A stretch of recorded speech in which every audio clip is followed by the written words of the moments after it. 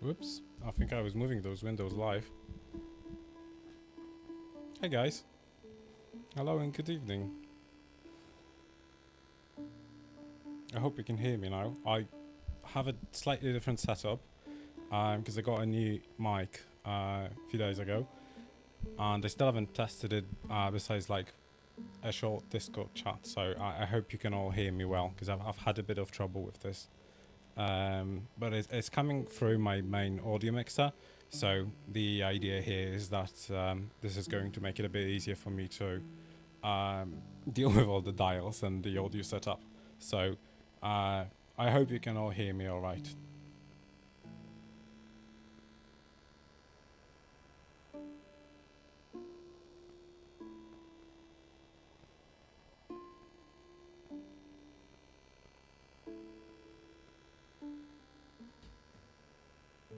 Right.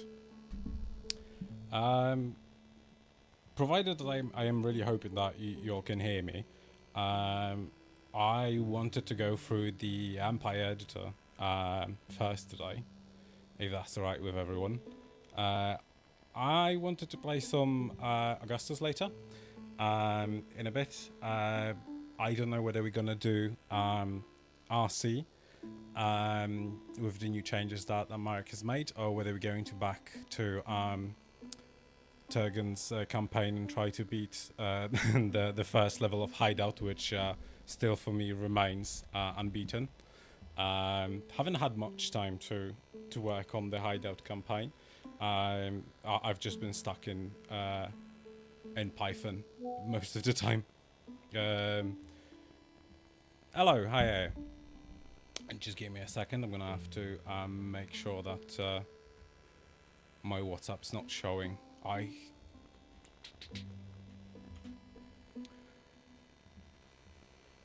gonna have to listen to some Lyra. Hi, Marek. Can someone please confirm whether you can hear me okay? Because I can see the dials moving, but nobody's confirmed that you can hear me.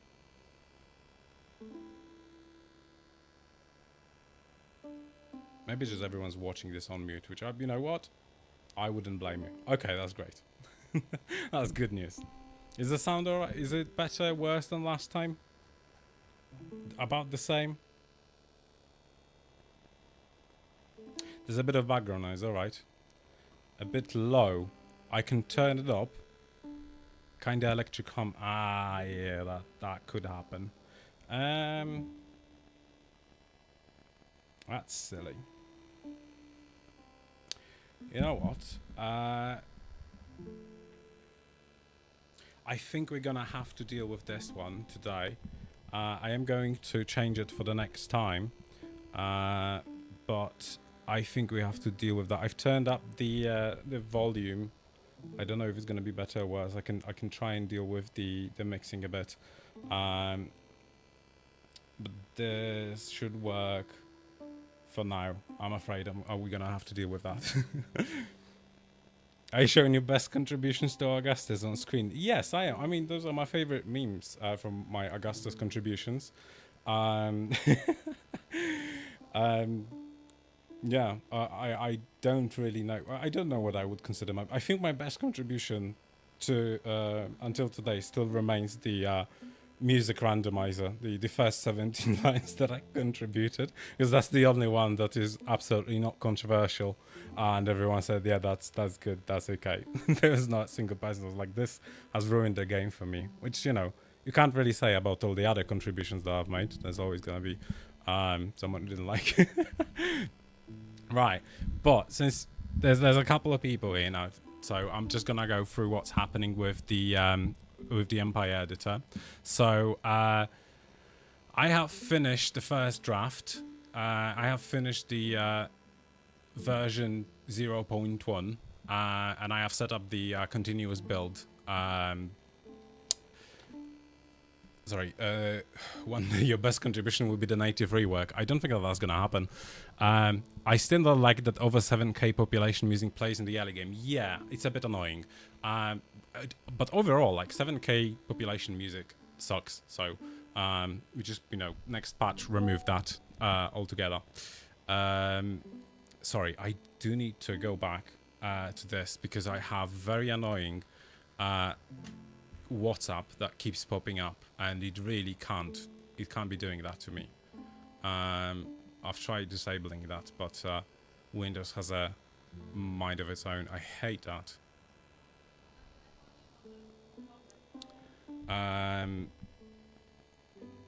Yeah, if you bear with me for just one moment.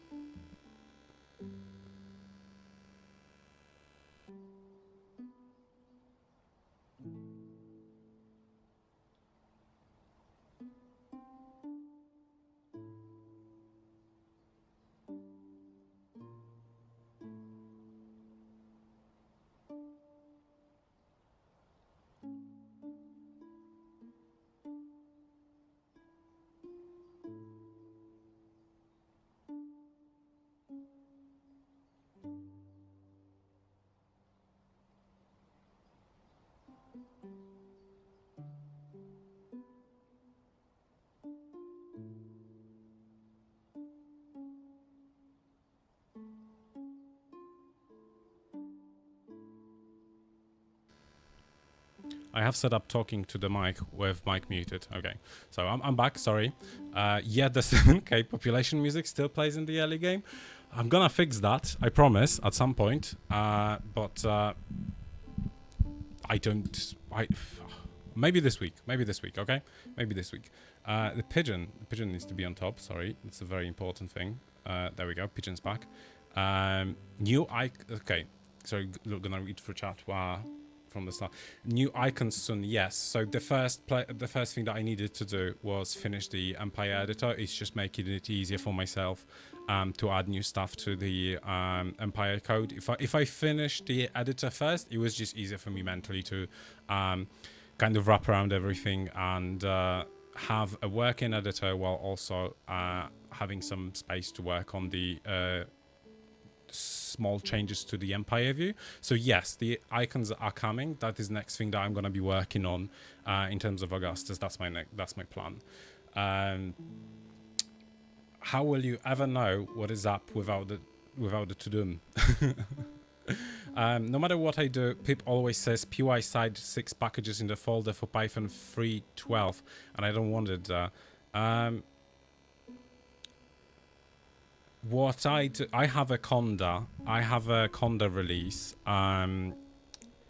but if you have a problem with putting them there, I think you have to check your environment variables. I am not 100% sure because I have a few Python installations on my PC and I'm switching between them.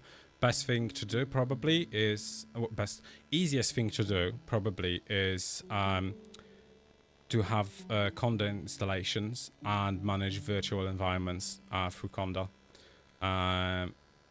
But you know that's up to how you prefer working with your environments. Hey Turgon. So 7K pop music plays now when set not random. It just no. It can play in the early game if you have randomizer on. That's the main challenge. That's the main disadvantage. That you can start a game and then you immediately start the game with 7K music if you have a randomizer on. I know it's annoying. Okay, but we'll one thing at a time, one crisis at a time. So I've set up the continuous build. So any updates, any comments are going to trigger the workflow to make a new build just like it does for the Augustus Unstable. So if you want to check out the Empire editor, all you have to do is go to the GitHub page, go to the continuous build, and it should have the newest build ready, and it is building it by default in 3 versions, so you can have it on Linux, OS, and Windows.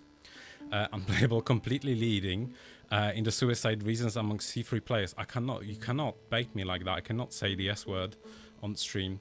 One idea with the randomizer would be to only trigger it when it's above 7K pop. I like starting songs. That's a good one. I think for the randomizer, what's next thing on the list after the Empire improvements with the new icons, some improvements to the sidebar, and general overhaul of the early draft that we currently have. Next thing is settings overhaul, and I think music and randomizer can have several settings, like having it randomized completely, having it randomized without 7K music, so only the first 4 songs, having it only be randomized after you reach 7K population or after you reach 5K, because we can just put a list in there. And I have a few ideas on how to make the settings menu a bit less overbearing and a bit less chaotic, but I only have like early drafts, so there's nothing to show for it yet. But overall, I think we need a bit of departure from the current version of having difficulty and city management, because stuff that is currently in difficulty sounds sometimes like a bit more of a city management, and some stuff from the city management is kind of connected to difficulty. So I think that part just needs to be rethought and put into a bit more friendly interface. Over 7K pop music is a war crime. Kind of. I mean, it's very annoying. I don't know, like, it's very strange that they had absolute, like, masterpiece after masterpiece after masterpiece, and then they got to 7K and it's like, whatever. Let's just, throw some drums in. People will understand. That's okay. If you want some real trouble, we could also take all the Ben-Hur songs and put them into the game. They are basically what C3 songs are. What I think would be best is a way to put your own songs in. I had a few ideas about that already when I was working on the very first randomizer, but then I lacked the skills to do it. Now I have the skills to do it.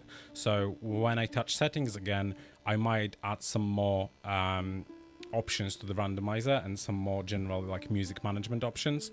I'm not saying music player visible at all times so you can skip and play and pause.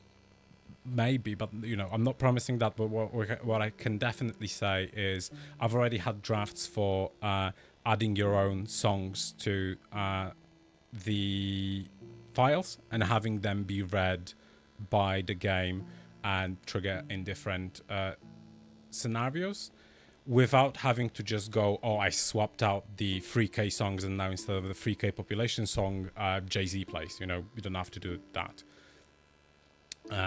The 7K song is pretty much what... I've skipped forward. Can it be different triggers for music, like every 2K, then the 5K after the... Yes, absolutely. So that's what I'm saying. I think it is fully possible. I've already had drafts of it. I'll add it at some point so that you can select different triggers. And if it's not going to be a settings option, then it's definitely going to be a config option. We'll see. But yes, I think that more settings for that would be great. And I've already had some plans. So absolutely, we'll look into that.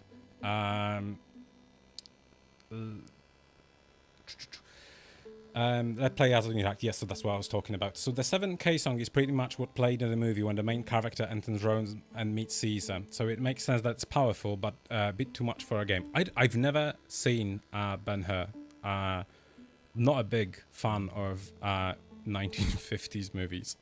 For their own use, even if copyrighted. Yeah, I think that the issue here is distribution, but we can all agree on ways of... okay, you know what? I'm not gonna touch on that. I'm not gonna go heresy. Dude. There are limits to my attention span. And sitting through a 1950s movie is a hard limit for my attention span. Right, because it's been 17 minutes and I haven't even started the goddamn New Empire editor. So you can download it. I've put that already into the site folder for streaming, which it should be able to pull up now. Okay, great. So let me hide that. So once you download it, it's going to be in the distribution folder, dist, so you're going to have to unpack it. It's all in here. So it comes with a folder called internal, which has all of the libraries that you need packed. I have reports from reports. I have a report from Eugene who said that it doesn't work on Windows 7. I did look it up, and unfortunately, it doesn't work on anything below Windows 8, and it has to do with Windows API calls. So I thought it would be as easy as just porting it back, but it's a bit more complicated than that. It's a bit small on screen in case being able to read everything is important. No, it's not. It's just I'm showing you that there's libraries in here.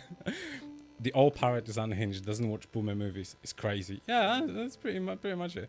Okay, so what I did want to show, and this should show very nicely, I sure hope. There we go. Is the beautiful new maps that come as standard with the editor now. These are maps made by Eldir, and this is the one name that I agreed that I'm gonna just say in Scottish accent because I can't do it in regular British. So Eldir has made beautiful maps, three distinct maps. We have a map of the Mediterranean, of a south east section called Orientalis, which features prominently northeast Africa, the Nile, part of the northern Arabian Peninsula, Asia Minor, so modern Turkey, Greece, and southern Italy.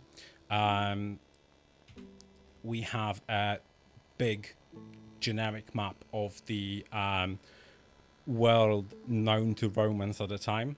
I know it's a generalization, but yeah, we have full North Africa instead of that cut stop that we had in the default legacy map.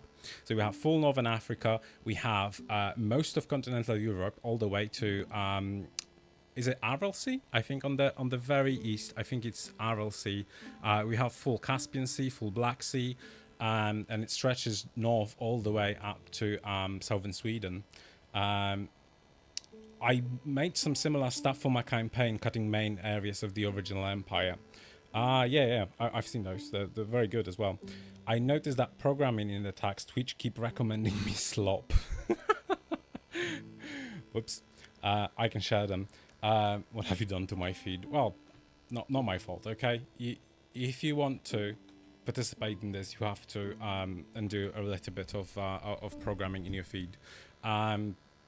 Absolutely, Turgon, you can share them. So the Empire editor does feature custom backgrounds. So if you want to set up your a custom background, you're absolutely free to do so. These I forgot the final map in there is Northern Europe. So if you just want a smaller scene and you don't have and you don't want a full big map, you can settle for just a smaller snippet that is mostly centered.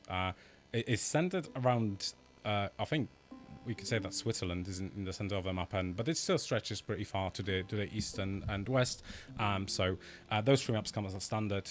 Thank you very much to Erldir, who generously donated them, and I think what I have done is I have plotted all of the cities from the original campaign, and some of the there was a list on the custom empires discussion for all the cities. I think MSTVD actually prepared those, and they were further then edited by is it Lightning Strike? Lightning Erldir, Purple Burglar Alarm. That's it. Purple Burglar Alarm. It is difficult. We used to have a new track for the main menu, but took it out. We need to put that back in. Yeah. I gotta say, the main menu track is a bit overwhelming. Like, it really welcomes you with a bang. Yeah. So, when you open the Empire editor and you click on the new Empire, you can choose one of the 3 default maps, or you can select a custom image. And that just takes you to a file browser, so you can select whatever image you like. I am going to go with the main big map.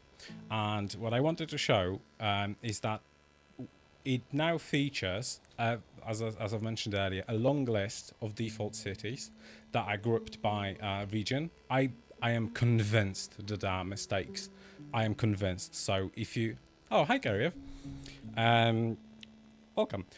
So that there are definitely mistakes here. I don't think that there's going to be there's definitely going to be a lot of small misplacements. A lot of it was vibe move, but what I did achieve is that those cities. Oh, and also you can show name labels here. So you can have like a quick overview of what city is what. You don't have to right click. You don't have to select all of the options.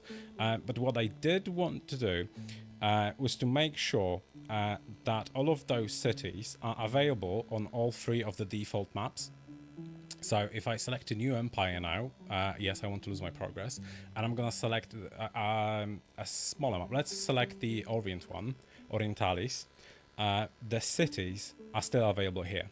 They have their coordinates plotted in 3 different versions to make sure that they remain in more or less their rightful place. That's extremely cool. Thank you very much. It took a lot of work, but I did, I stand on the shoulders of giants. A lot of people did enormous work on this before me, and I am very, very grateful. There is in the help there's an about section which contains all of my thanks to everyone whose work I have used. So SG Reader, which is the code and program or function, however you want to call it, that is used to extract the assets from the original Caesar 3. Right, I think I have mentioned that you need original Caesar 3 installation. When you first launch the program, it asks you to point the location and it reads the assets from there. Do you want the original Empire map? Do you need to find it online yourself? No, it's in the files. I'll show it in a second. I can help for the exact position of the cities. I already made the research and I have a tick custom Empire. The mic is cutting off. Okay, sorry. Let me move it closer.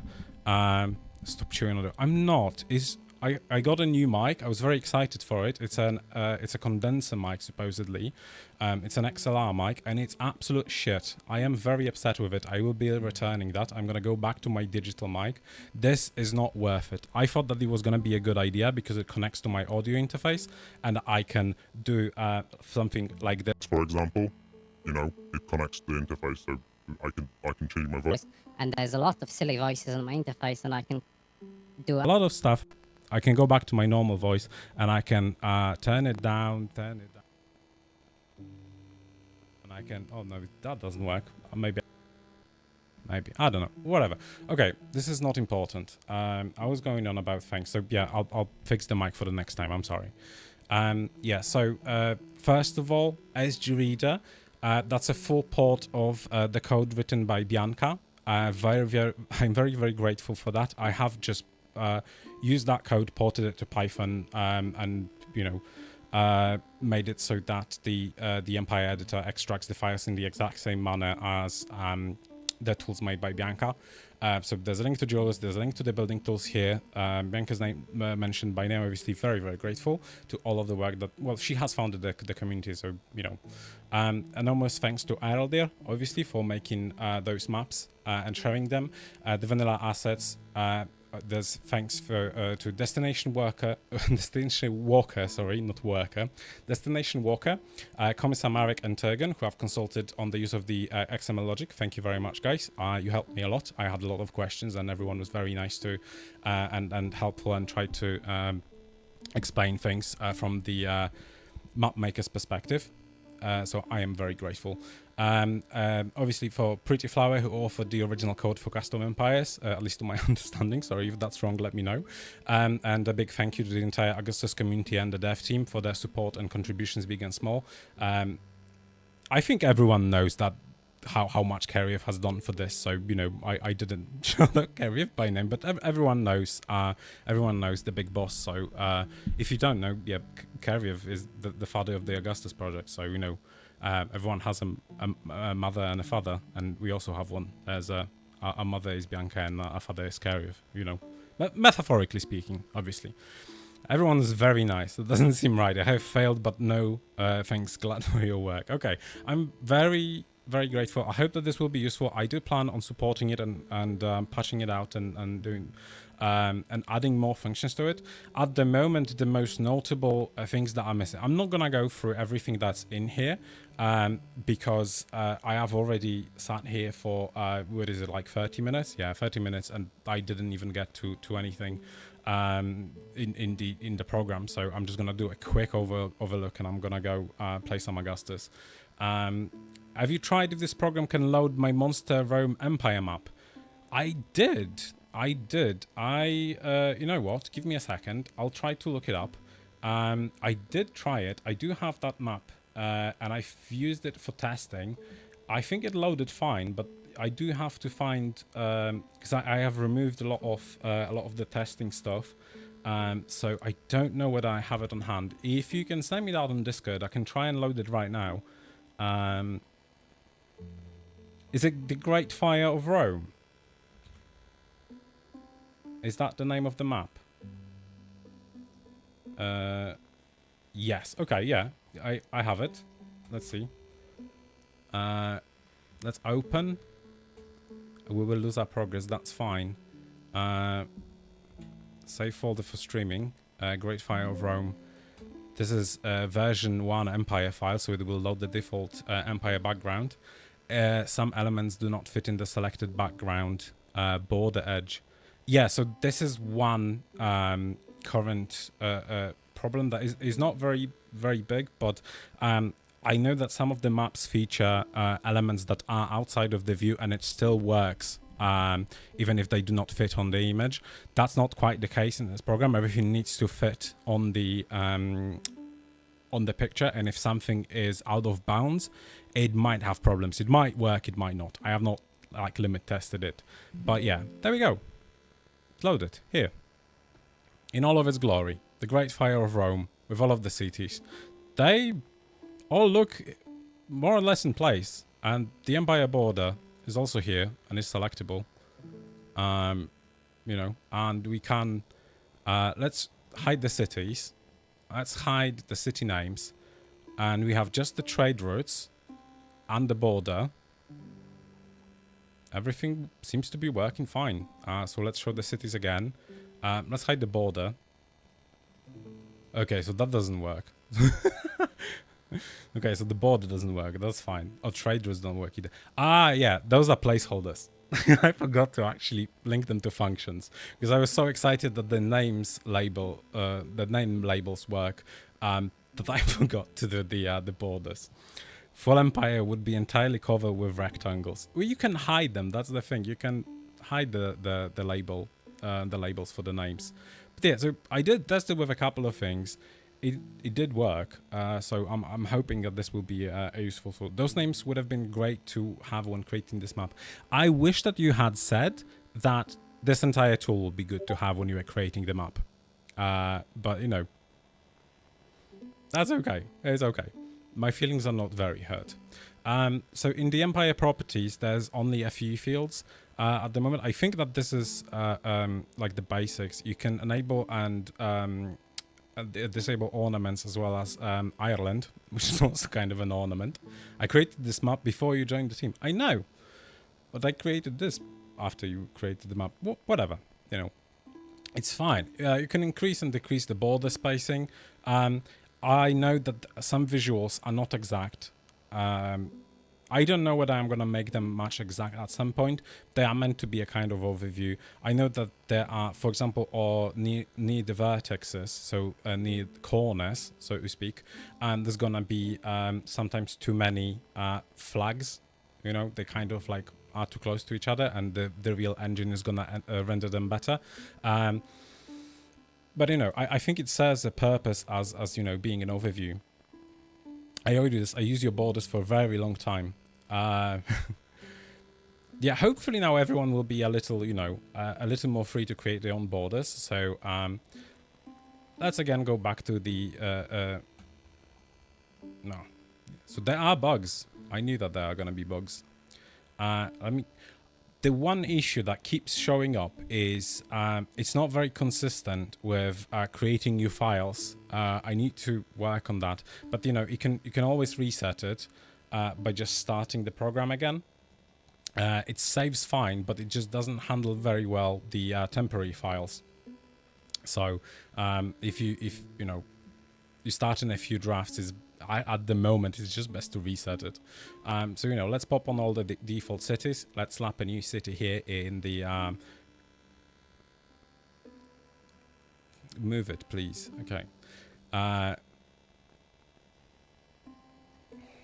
Didn't like that, did it? Oh my days! I'm gonna have to rewind to the version to the non-stable. Sorry, to the stable version. I think I've messed something up with the latest updates, so gonna fix that. In the meanwhile, you can go to the releases, and if the continuous build is broken like it is at the moment, you can always go back to the V01, which I did yesterday. So let me quickly download it. Put it back in the folder and show you on that. I haven't really added anything since yesterday. I did some small bug fixes today, and I started refactoring it because the main code is 4,000 lines. So it doesn't lend itself great to that kind of work. Let me quickly extract it. I was actually very pleased with how well this packed, because this is after unpacking it's 160 megabytes, but it packed to a neat like 70, which is super cool. So I was pleased with that. I'm glad they've helped. I could probably just upload all my Empire maps to C3 Haven. Yeah, absolutely. The main goal for me in doing these additional tools is to enable map makers and get more content. I really need stuff to play in the evenings, guys. So please, whatever you have, share it with the community. Let's get more maps. Let's get more creators. It's been dry. I know that there's been a few beautiful maps and campaigns released lately, but 3 new scenarios to play for 3-4 months is not a lot. We need to, those are rookie numbers. We need to pump those numbers up. Let's pull this back. Empire Editor version 1. Alright, so I can actually show you what happens when you launch it for the very first time. It does take a moment. To launch. Asks you for the folder. Select your C3 folder. Starts. Lovely. New. Map. Default cities. Add all. Put a new city. Properties. Let's go with Warsaw. Type hours. You set up the cell thingy. Great. Beautiful. Now let's make some trade cities. So you select the city. You select trade. Sure, land. Let's set the cost at 2,000. Plot the trade route. Plop some dots on there. Lovely. Let's make them sell 1,000 vegetables. 20 clay. Why not? Timber. 5. Sure. Done. With the new tools, the whole map making process will be much faster. That's the hope. You can't draw your own beautiful borders. If you want to close the border, you have to click on the first vertex created, but then you can hide all of the edges that are not necessary, and you can click on a vertex and you can move it. So if you just missed it barely, then you can move the vertex and it will move neatly. If you're not happy with the border, just right click it, delete border, is gone, and you're free to plot it again. And let's include Warsaw this time. Oops.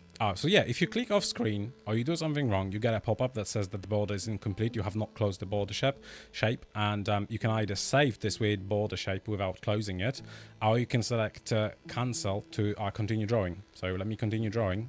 Let me draw it back. Toggle some edges hidden, and there we go. Now Warsaw is within the Roman Empire. Cool, isn't it?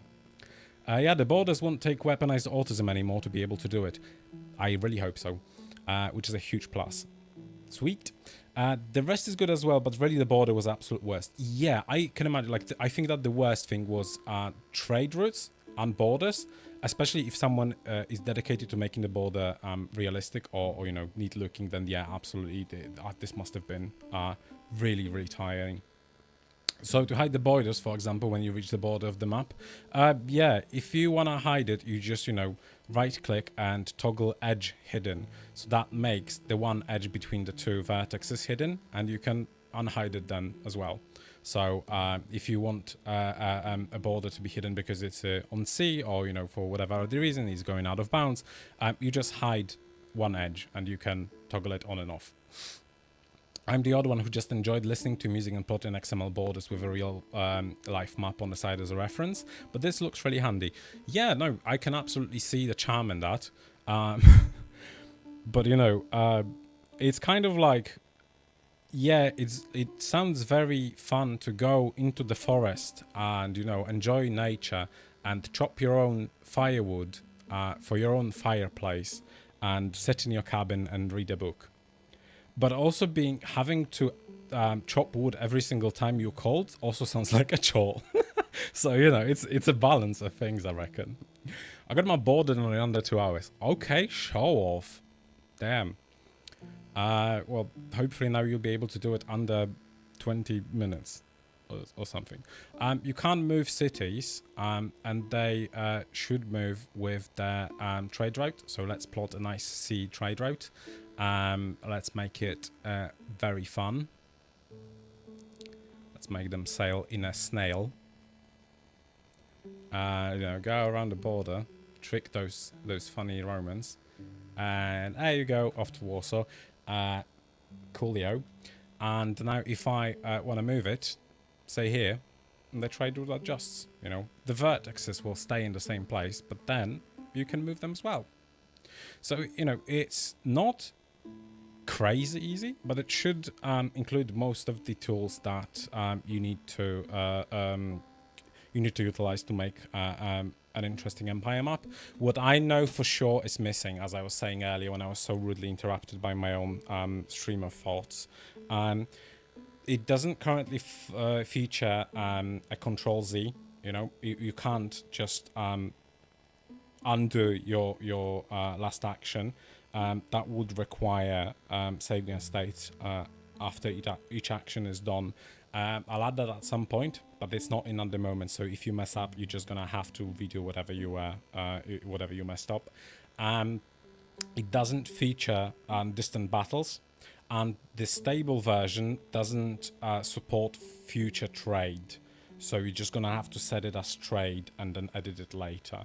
The unstable version supports future trade, but as you saw just a moment ago, the unstable version doesn't currently support properties because I messed something up. So I'm gonna have to reverse that. That's most of it. You can't change city types, but if you try to do something silly like feature 2 cities of ours, I don't know what's gonna happen, so maybe don't do that. But what I did feature is, like, if you try to add a new our city again, it is gonna ask you whether you'd like to move our city, but it did move that one instead of that one. So don't try to break it, and everything will be fine. But I will try and smooth things out. Settings are not currently enabled because I didn't have time to do a dialog for settings. So the config file that is created when you first launch the application is the only way to edit settings. But at the moment, only settings there are default file paths for where your empires are saved and where your Caesar 3 installation folder is. That's most of it, I think. It does open XML files, as we saw, and it is able to save them. So let's save this silly little map. Let's save it as a new map. And when you save it, it also saves it with the image that you used earlier to make sure that you can just copy that to your campaigns folder wherever you work in. So in the images now you can see that if it features the map that was used to create this this XML. If I think of a great historical event that can make a map out of, I will probably be back. Oh yes, please come back with more maps. We all need content to play, don't we? Okay. I'm going to assume that there's no questions about the Empire editor, and everyone's just like thrilled to have it, and everyone will be using it, and we're going to have a lot of new fun maps and stuff. So I'm going to leave it at that, and I'm going to play some Augustus if that's okay with everyone, unless unless there's questions, which I'm not going to be taking at the moment. Whatever, deal with it. Okay. Let's go back to the Augustus scene. Hide this and let me play some Augustus.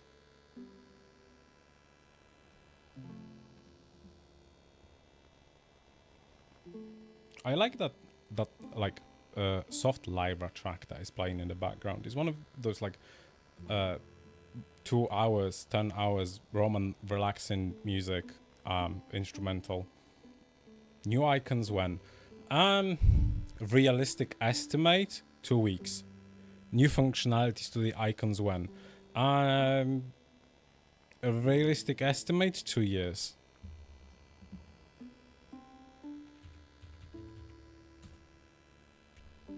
Oh, what I am gonna do though is I am going to also showcase the fact that there's the Augustus updater for anyone who 2 weeks is okay. 2 years. I mean, if you want functionality to those beyond just being icons that you can place on a map that just like look different, if you want them to do things in the Empire, yeah, 2 years. Realistically, I don't know, mate. I'm not gonna sign on a deadline that I can't meet. Yeah, we are on the latest build. Great. That's phenomenal. Let me silence the Lyra. Okay. So, earlier I started playing what is it? Is it 11th map? Is it Tarsus? Where's our city? Tarsus, yeah. But I have already played Tarsus recently. I don't think that there's many changes here. So I think maybe I am gonna try and finish the Hideout. Because I still haven't. Let's do Hideout. Let's do Hideout. I do owe it to the Hideout because it's really cool. So I do want to do it, and I want to do it properly, and I want to do it without complaints that I am butchering the game by, you know, doing interconnected cities or whatever. So let's try and do it properly, because it deserves. Okay. Last time when we were here, I was told that I shouldn't build on the main road and I should just generally avoid it. Now, my immediate reaction was, don't tell me what to do. I am going to do exactly that. But not this time, okay? I am going to... I'm going to learn a lesson, and I am going to do what those who are better at this game tell me to do. So let's try and do that. So if we're not gonna build here, if we can't start here, we're gonna have to utilize this space, I assume. I mean, this looks all right for the starting base. I assume that if we're gonna plot a reservoir here, this will work as a fine block. We just need to connect here, and that is going to be extremely expensive. So in the other version, in the Hidden in the Alps version, I was going for donating 10,000 immediately, and then trying to maintain those 2,000 throughout the scenario, but failing miserably. So I'm gonna do that as a starting point here as well. I'm wondering whether I need to do those bridges as ship bridges. Is the sound okay? Is the game not too loud? Because I'm looking at the dials, and it looks a bit loud. I'll turn it down a little bit. 10k for the city is enough, and 2k as reserve is good. Okay, cool. I got a green light from the map maker. So this is 1600, and if I was to do a low bridge, that's 600. I don't think that I need a ship bridge here immediately. There is passage through here anyway, so I think that this is one bridge that I might skimp on at the beginning and just do a low bridge. This one, 2100. This one also doesn't need to be a ship bridge. but I don't know where the ships are coming from. Is it land trade? Oh, is that weird smaller map? This is ships. So sea trade, and land trade. So we got two sea trades and one land trade. I think okay. So it is going to be important where the ships are coming from. So that I don't have to restart it immediately. Can someone tell me which point is the entry point for the sea trade? Which edge? This is one of the things that I think we should make visible, because we know exactly where the entry point for the caravans is. It's marked, but we never know off the get-go where is the point for the ships. There's flotsam at the southwest west. Southwest west. So this is south, this is west. Oh, okay, here. We can already do that with flotsam.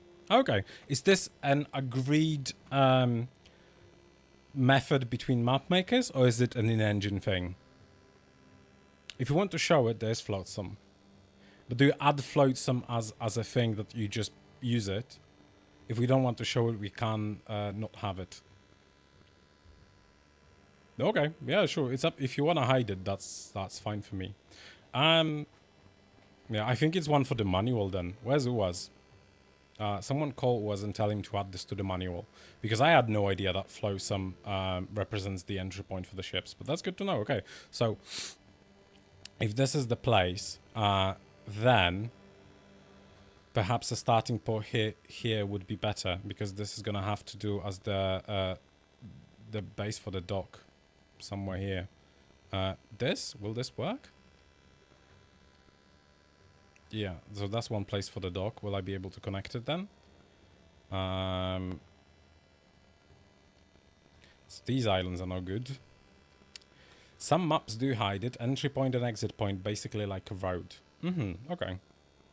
I think we should, if flotsam is an agreed method, then I think we should make it a little clearer. I don't want to take tools away from the map makers. I don't want to say you always have to show where the entry point is, because I understand that someone might learn something new every day. Yes, except if you don't want to code, then you learn nothing every day.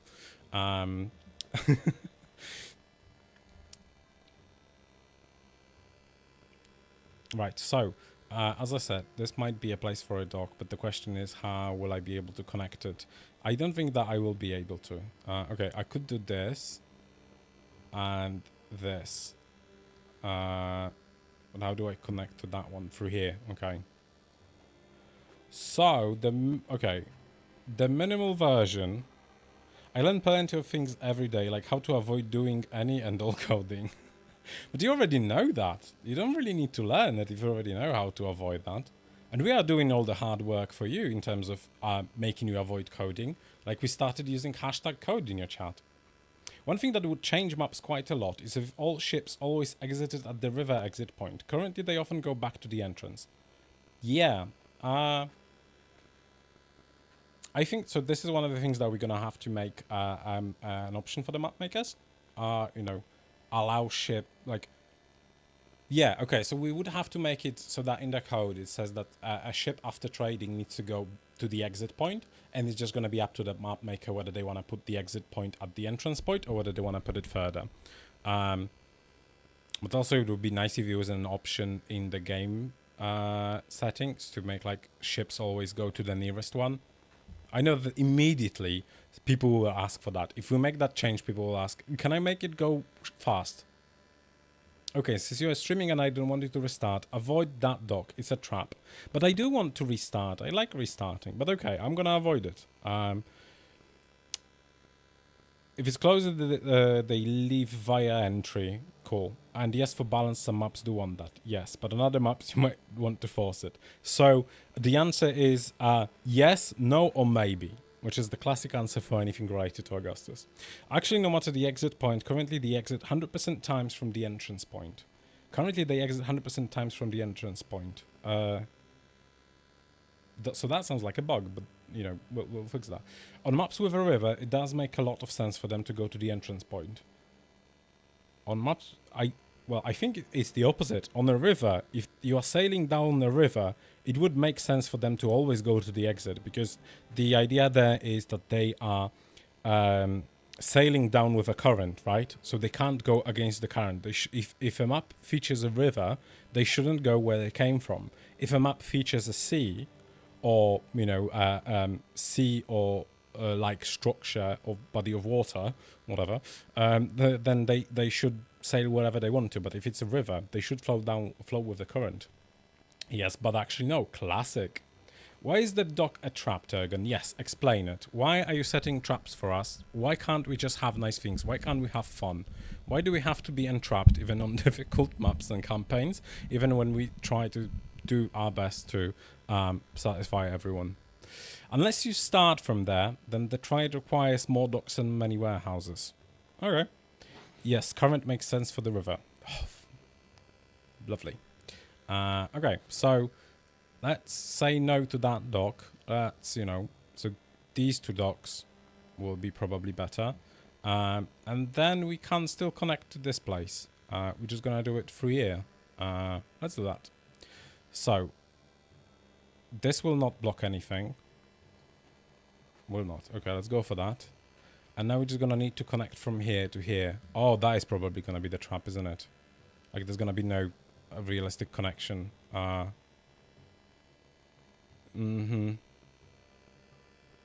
yes. This is torture. This is like my idea of Augustus hell. You just like try to put a bridge and you can't bridge it anywhere. And you need to... so right, there's supposed to be a marker with a road. And there isn't one, which means that this island is not connectable to this island directly. I love this. Yeah, like, this is... Map makers just love to watch us suffer. Okay, so it is going to be the logistic nightmare. This doesn't connect to this. So we're going to have the distribution center here. We're going to have two docks here that we're going to have to connect to this piece of land, which is, which is fine. It's okay. I'm having fun. It's great. I'm going to need 70 oxen, each of them preferably on meth. No roads, no interconnecting. Hold your horses, hold your oxen. Okay. Let's do a block. Clear some of it. We don't want... okay, thank God. If we had to predict also timber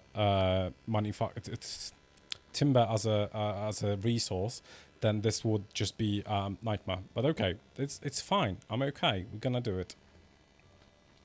Oh no, the meth block. The meth block is gonna be what's gonna power the meth oxen, okay? Which we're gonna need meth oxen if they're supposed to travel from here to here. Or maybe we'll be able to produce goods directly here and just have the people live in there. That's fine. We'll figure it out as we go. If I wanted you to suffer, I wouldn't place road signs and would have left you searching for hours. I'm gonna be honest, if that was the case, I would be playing the other version. I wouldn't be playing this one. Everyone has their pet peeves. For Marek, it's interconnected cities. For me, it's bridges that don't lend themselves very well. Everyone has things that, everyone has their kryptonite. How long? How long? How long? It's gonna be... How do they measure that? 22 to here? 22 to here. Okay, so close it here. If I do this, that's reasonable. This one is gonna be a little too close, but that's okay.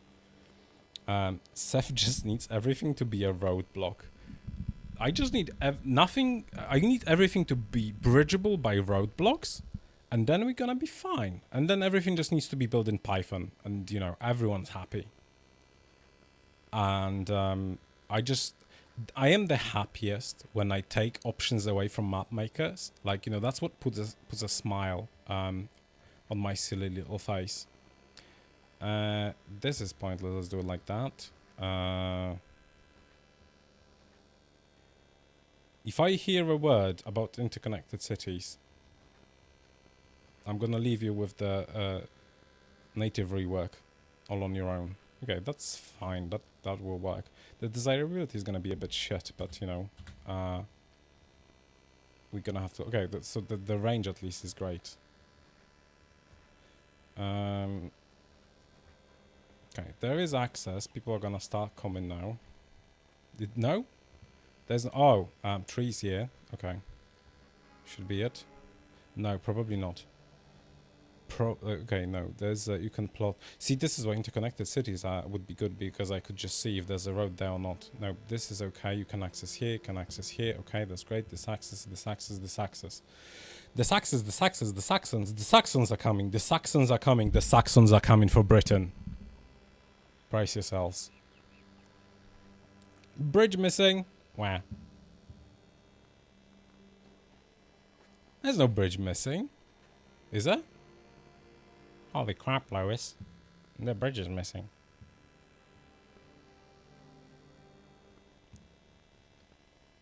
After first ship bridge. Oh, okay. Oh. There go my housing. Watch it as it goes. It's okay. You know what I always say? We live, we laugh, we learn. Like you're gonna ask my wife. I literally say that every day. Ironically, but I do. It's fine. We can listen to some relaxing music. I have office hours tomorrow.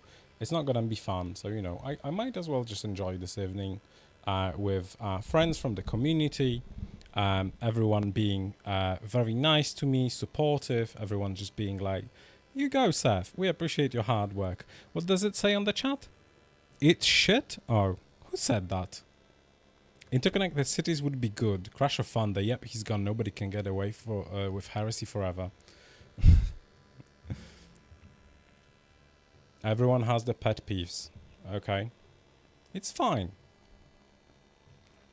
We all work together. We have fun. We make this project fun and interesting. We spend ungodly hours trying to make everything work. We grind our teeth. And what do we get in return? Someone calls you a moron because you like interconnected cities. That's okay. Marek seething again? Getting popcorn out. No, not... well, today no. Today we are going to be nice. Today we are going to be civil. We are going to make nice with everyone. It's gonna be fun. We're gonna have a nice stream. We're gonna try and beat a fun, beautiful map. If it doesn't work out, if it goes horribly wrong, I'm gonna cry. I'm gonna go back to where I belong, which is Reconquered, which I always thought, wow, Reconquered. It's like, you know, the difficult. It's the campaign that you can be proud of beating, especially if you do it on very hard. And then I went, oh, I think I really like it. I think I know some stuff about this project. I think I, have some neat observations and I am moderately skilled. Let's explore what the world has to offer. And then it turns out it's like, Sephirex does the worst fucking cities. Or they're all interconnected, horribly inefficient, and generally speaking, stay away. So yeah, no, we're gonna be very nice today. Here's the music that inspired the 7K pop music. Are you interested? Am I gonna get like copyright struck? I don't know how it works on Twitch. Well, it doesn't matter. It's not monetized. Whatever. Let me go back on the chat while I wait for the plebs to arrive. I don't see. I've long accepted that Seth has a special thing, but he's evolving. I think that's as close to a compliment that I am gonna get. So I'm gonna take that. He's been using kill zones and understands them now. It's okay. I can afford a therapist. That's fine. No drama? No, we're gonna try and avoid drama. Here's the music. Let me try. Okay, alarming a fleet. I'm gonna read that in a second. Let's have a listen to the 7K music first. Let me mute Augustus for a second.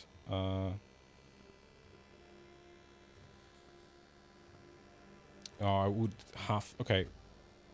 I'm gonna go back to that one.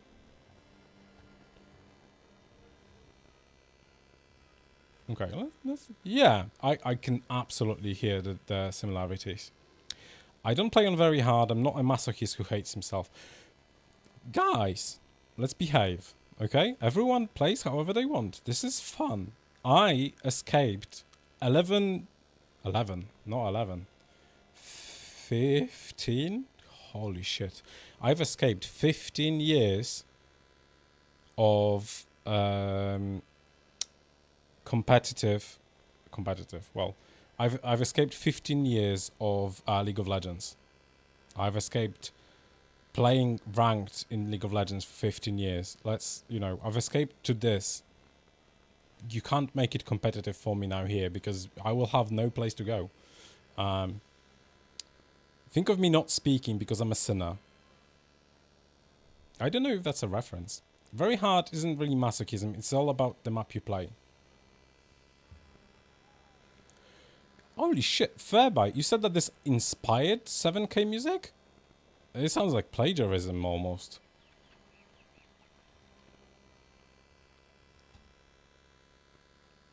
If they can get away with that kind of copyright infringement, then, what are we worried about? Let's steal assets from everyone. I'm just kidding. Nobody's stealing assets. We are doing everything above board. I am just, I'm being silly. Seth is being silly. I do have to, I have to kind of discharge this stress of writing horribly long and convoluted programs with constantly having to correct generative AI inventing functions that do not exist. Okay, I have to. What's the word? There's a word for that, but I can't remember it now. Back then, plagiarism wasn't really a thing.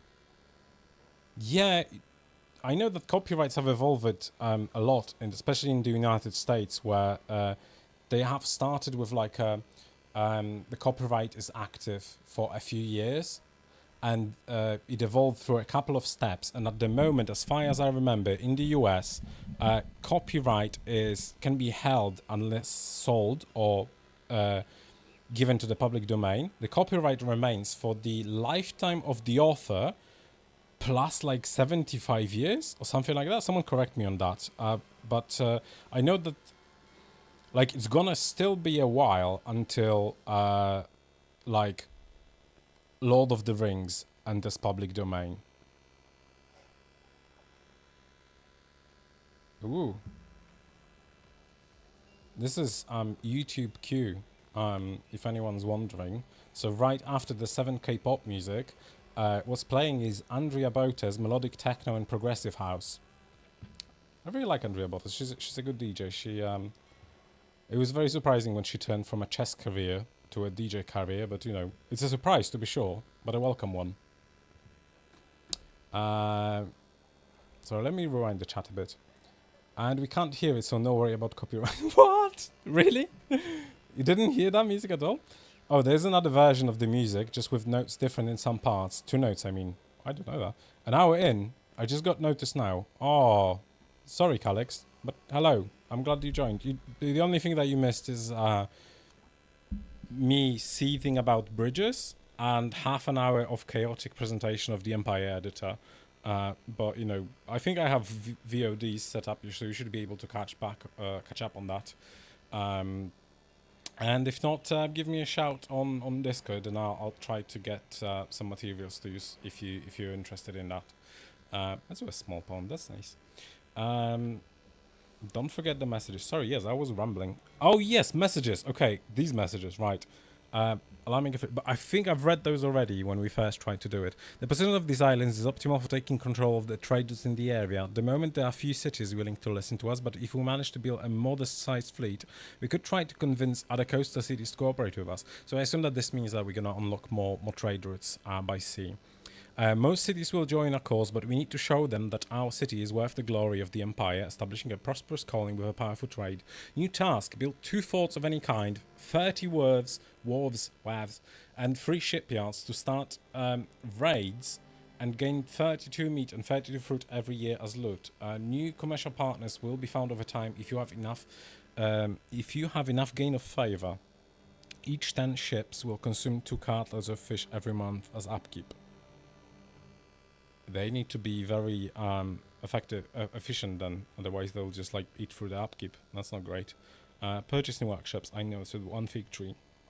Very clever trick. Let me play it, but on lower speed, and go back to the chat for a moment. Copyright for Ben-Hur will expire 2065. There we go, yes. Some hellos to everyone, which is very, like, we have such a wholesome stream right now. I think the game might be muted for us as well. Is that the case? There is game sound. Okay, cool. We'll catch up on the VOD. But it's low. Okay, it's just really low on my TV then. I can't... So I have decreased the volume earlier. I have a separate setting on OBS and separate one in the game. So I've turned it up a bit now. Let me know if this is... if you can hear it now, even if quiet. I'm just gonna be quiet for a moment. Way better? Okay, great. What I'll do then, if you couldn't hear it in the first place, let me play the honest Ben-Hur thingy. How is that?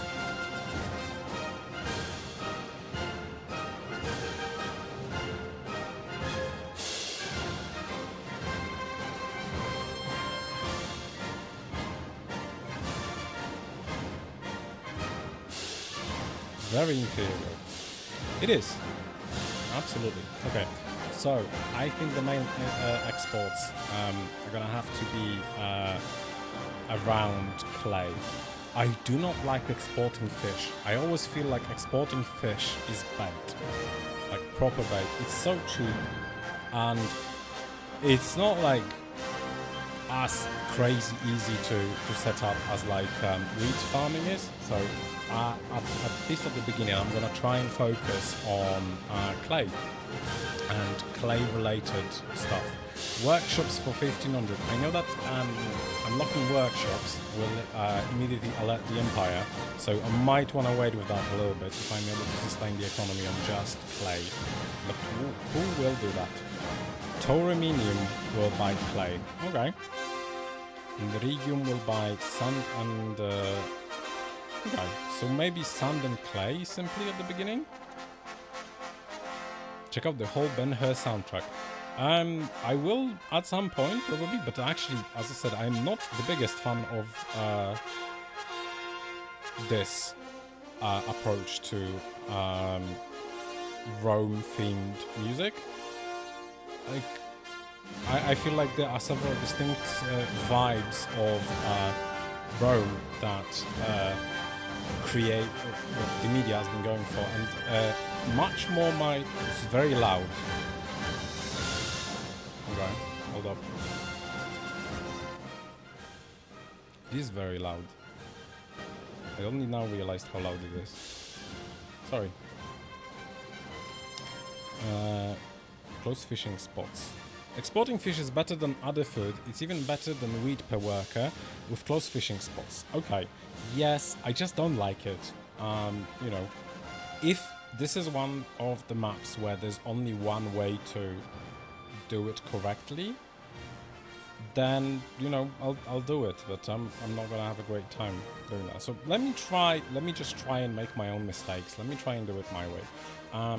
So first of all, let's try and set up a little bit of clay here. This is a potential... no, it's not a potential bridge spot, so we're fine to even block that off.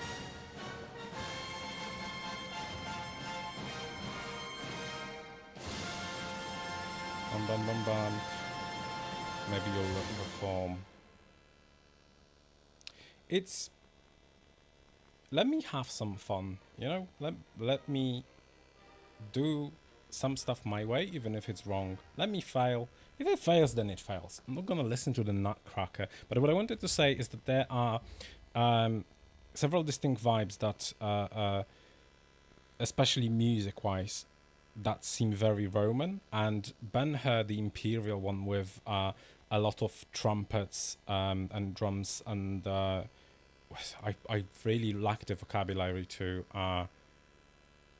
discuss music theory in English. That's one of those things that I have never bothered to look into, and all of my musical education comes back from education that I had in Polish, so I do not have the vocabulary to discuss that.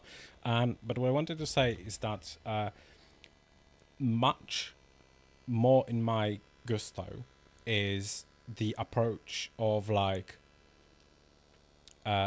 dirty, raw, ugly kind of vibe with the Empire, and I think it's I'm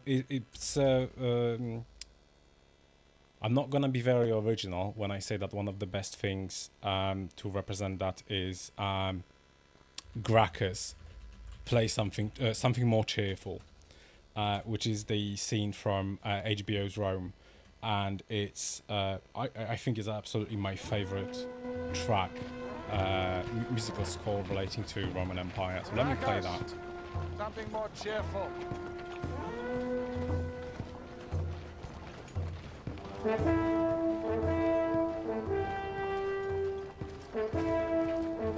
I hope you all can hear that.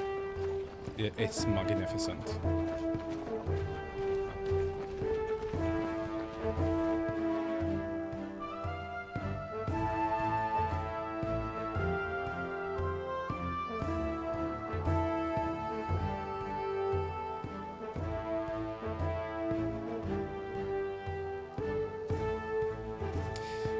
Johannes says that he plays trombone, and therefore like every music like this, and Ben-Hur also has some better music than Victoria Parade. I'll be sure to check it out. I I have a lot of reading to do after the stream, but you know, let's accompany that with a musical score from Ben-Hur, then you know, educate ourselves, broaden our horizons, do new things. We are abandoning the interconnected cities already. You know, it won't hurt. It won't hurt to try new things. Okay, in terms of fishing spots, I think I have to utilize these here. I don't see another way to do it. There are good wharf spots here, I reckon. If I, well, this is gonna block this, so I can't do that. Is it slow? Okay, it's slow. Are there any spots? It's very scattered. I have a feeling it's gonna be difficult. It's gonna have to do with counting, like how many do I actually need. Okay, so that one I don't like. It's gonna be very far from everything else, so let's abandon that. Yeah, so that was Gracchus play something more cheerful from HBO's Rome. Magnificent soundtrack. Let's go back to Caesar. Let's go back to Augustus. Turgon says that he's made way harder maps where you had in a choice. It's a bit softy. This one is a bit softy, but I don't want to ruin your experience, just want to advise to increase the percentage of efficiency over the percentage of funny things. I'm not trying to do any funny things. Ah, my days.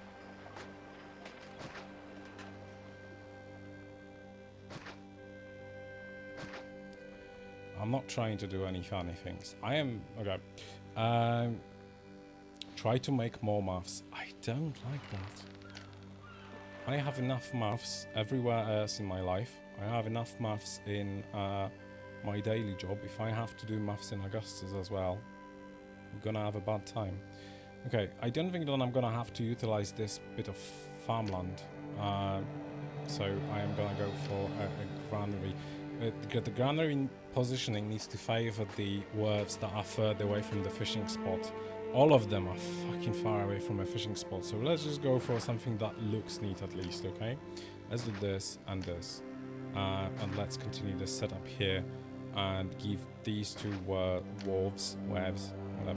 Let's give them access like that as well. We're gonna run out of employment very soon, so we're gonna have to move some food around to here. So they better start yielding results very quickly. I'm gonna need a shipyard as well. A shipyard can actually be very inefficient, so let's slap it here for the moment. I know that I'm blocking off a spot for the bridge. It's okay, trust me.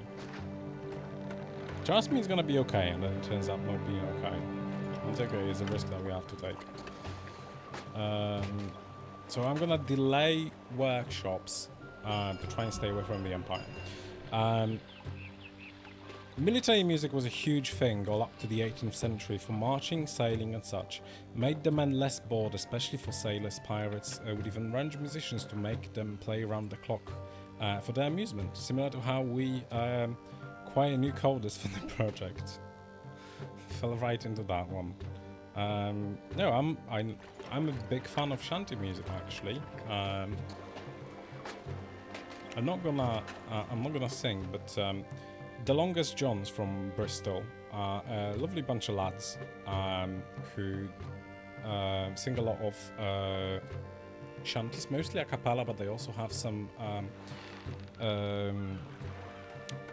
scored versions as well, where they do have actual instruments. So if you enjoy that kind of music, I really recommend the Longest Johns. I'm gonna need engineers and prefix here as well. Okay, let's get this show on the road.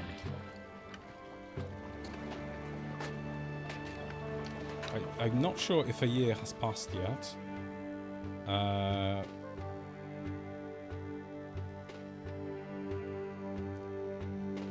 It hasn't, has it? No. It has, okay. I haven't made any money yet. Were they the ones who made that Wellerman song? Yes, that's them.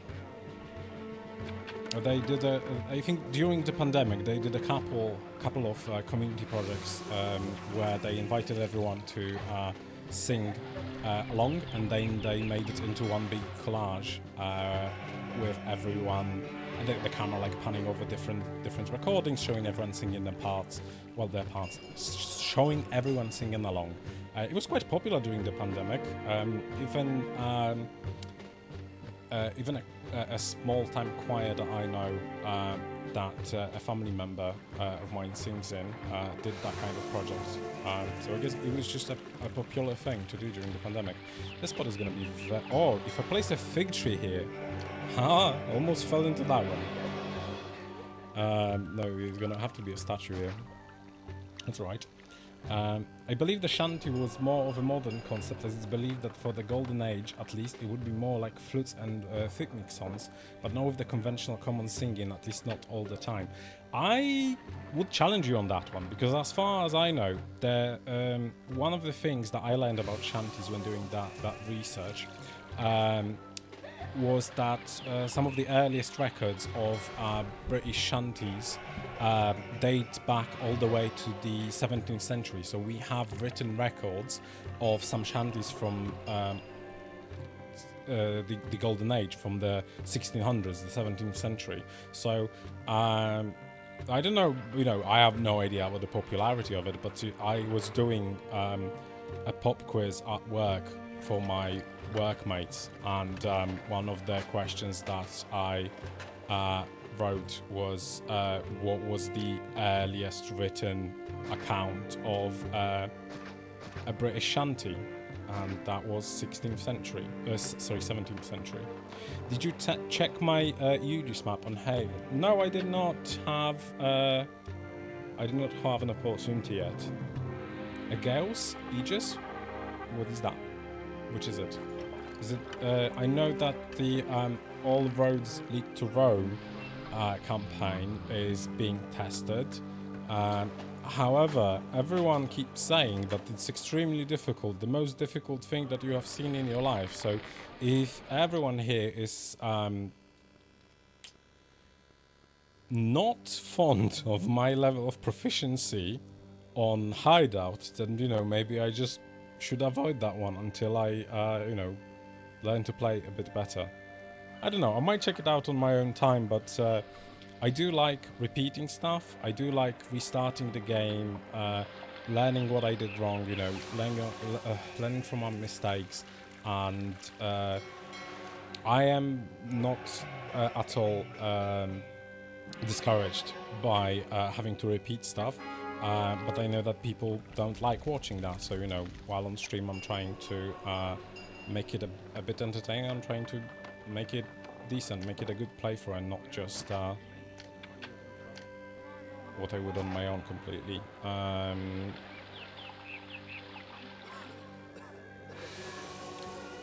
Yeah, we're gonna have to wait for that pestilence to pass. It seems like financially we're doing okay. Okay, so another year has passed. It is February now. Net in is minus 2,000. Oh, that's not great. The trade receipts are coming in at 500. So we're not doing phenomenal. But the construction took 2,000. So we'll see. We'll see about that one. I think I'm gonna have to set up. Okay, the food is starting to flow in. So let's set up some cards and let's get that food actually to the population. If I set it here, that should be okay for the desirability. It's a bit further from that very dense block, so we will be okay. It's alright, guys. Trust me. The meth block isn't happening today, okay? We're not doing the meth block. People are eating more food than they are producing. I am well aware of that. Thank you, advisor. We're gonna have to try and make it work, right? What do I always say, huh? Someone please remind me, what do I always say? Okay, but the godlike Siren is very hard. Sorry. Oh, I've lost the track of her chat. It's not as hard as, say, Siren, at least so far. I really enjoyed Siren. I did finish Siren on Hero. I didn't try it on Godlike. I did have to repeat it many times, but you know, that's a part of the experience for me. As I said, I like repeating stuff. You know, my favorite part in Elden Ring was dying to bosses. My favorite part of Bloodborne was doing the what's the last boss called? Cosm, right? Kos, no, the Orphan of Kos. The last boss in Bloodborne is called the Orphan of Kos. So my favorite part of Bloodborne was doing the Orphan of Kos like 70 times. So I like failing. It's okay. That's how you learn stuff. You know, growing up is realizing that it's okay to fail. This is educational stream now. You know, you're gonna learn some life philosophy from Seth. What was that map you liked, Marek? Salted Carthage. Okay, but Godlike Serene is very hard. Yes, it is. Augustus, UGs? Augustus. Okay, I'm gonna say Augustus. I'm gonna assume that this is supposed to be an non-English pronunciation. Augustus is something you might enjoy way more than this one, just because it's conceptually born for being enjoyed. Okay, I like enjoying things. You know, I am an enjoyer. I'm an enjoyer of things. Hideout is a challenge. Yeah, but... Okay, if I had to say... So I think that there's a spectrum here to be appreciated. I'm going to catch up on the chat in a moment. But I think that there's a spectrum of things to be appreciated because challenges are enjoyable. What's not enjoyable is... at least for me, this is my experience. What's not enjoyable is... having to repeat routine or focus on micro stuff. Like if a map is challenging in a way that you have to balance a lot of things, you have to focus on, there's a lot of stuff being thrown at you, there's a lot of requests from Caesar, there's military activity, you need to be careful, you need to repeat stuff, that's fine, I love that. But if it's centered around there's a one specific placement of 17 farms, and if you don't find it, then you're fucked. Then you know that's not enjoy. That's less challenging and more. I don't have a word, but I hope you know what I mean. I like challenge. Challenge is fun. That's why we're doing a challenge. I just don't like being yelled at.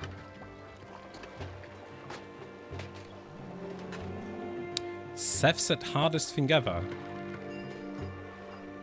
I don't think I did. For which there are other contenders. I don't think I did claim that Serene is the hardest map ever, because I do not have the experience to say that. I've only played a handful of maps. If I did say that, I said it as an exaggeration or a generalization, okay? So, I don't think that Serene is the hardest map ever, because I just do not have the comparison pool. I do not have enough experience to speak about it. One thing that I will stand by, and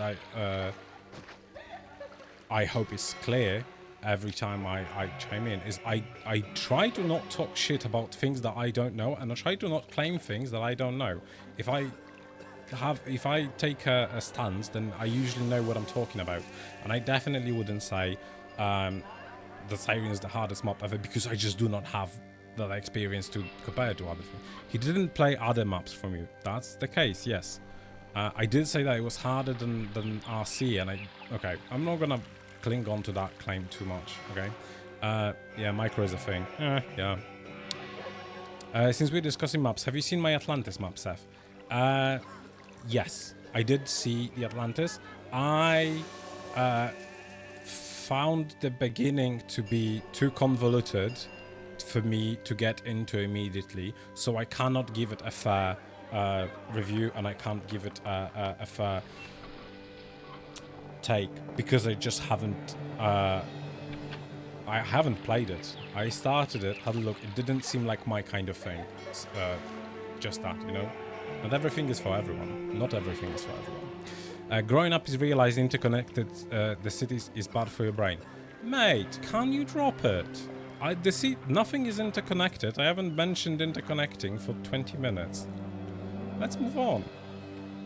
It's okay, we agree. Okay. One final thing on interconnected cities, right?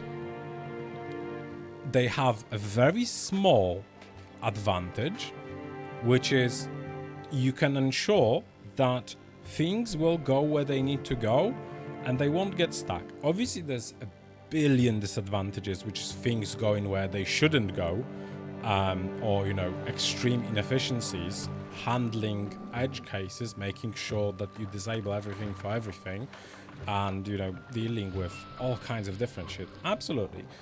It has one advantage, and a lot of people play it like this because it's nice. We figured out what would be the approach to fix that issue of interconnected cities being a problem, being a trap. We figured it out. We'll implement it at some point. We can drop that subject and, you know, just not get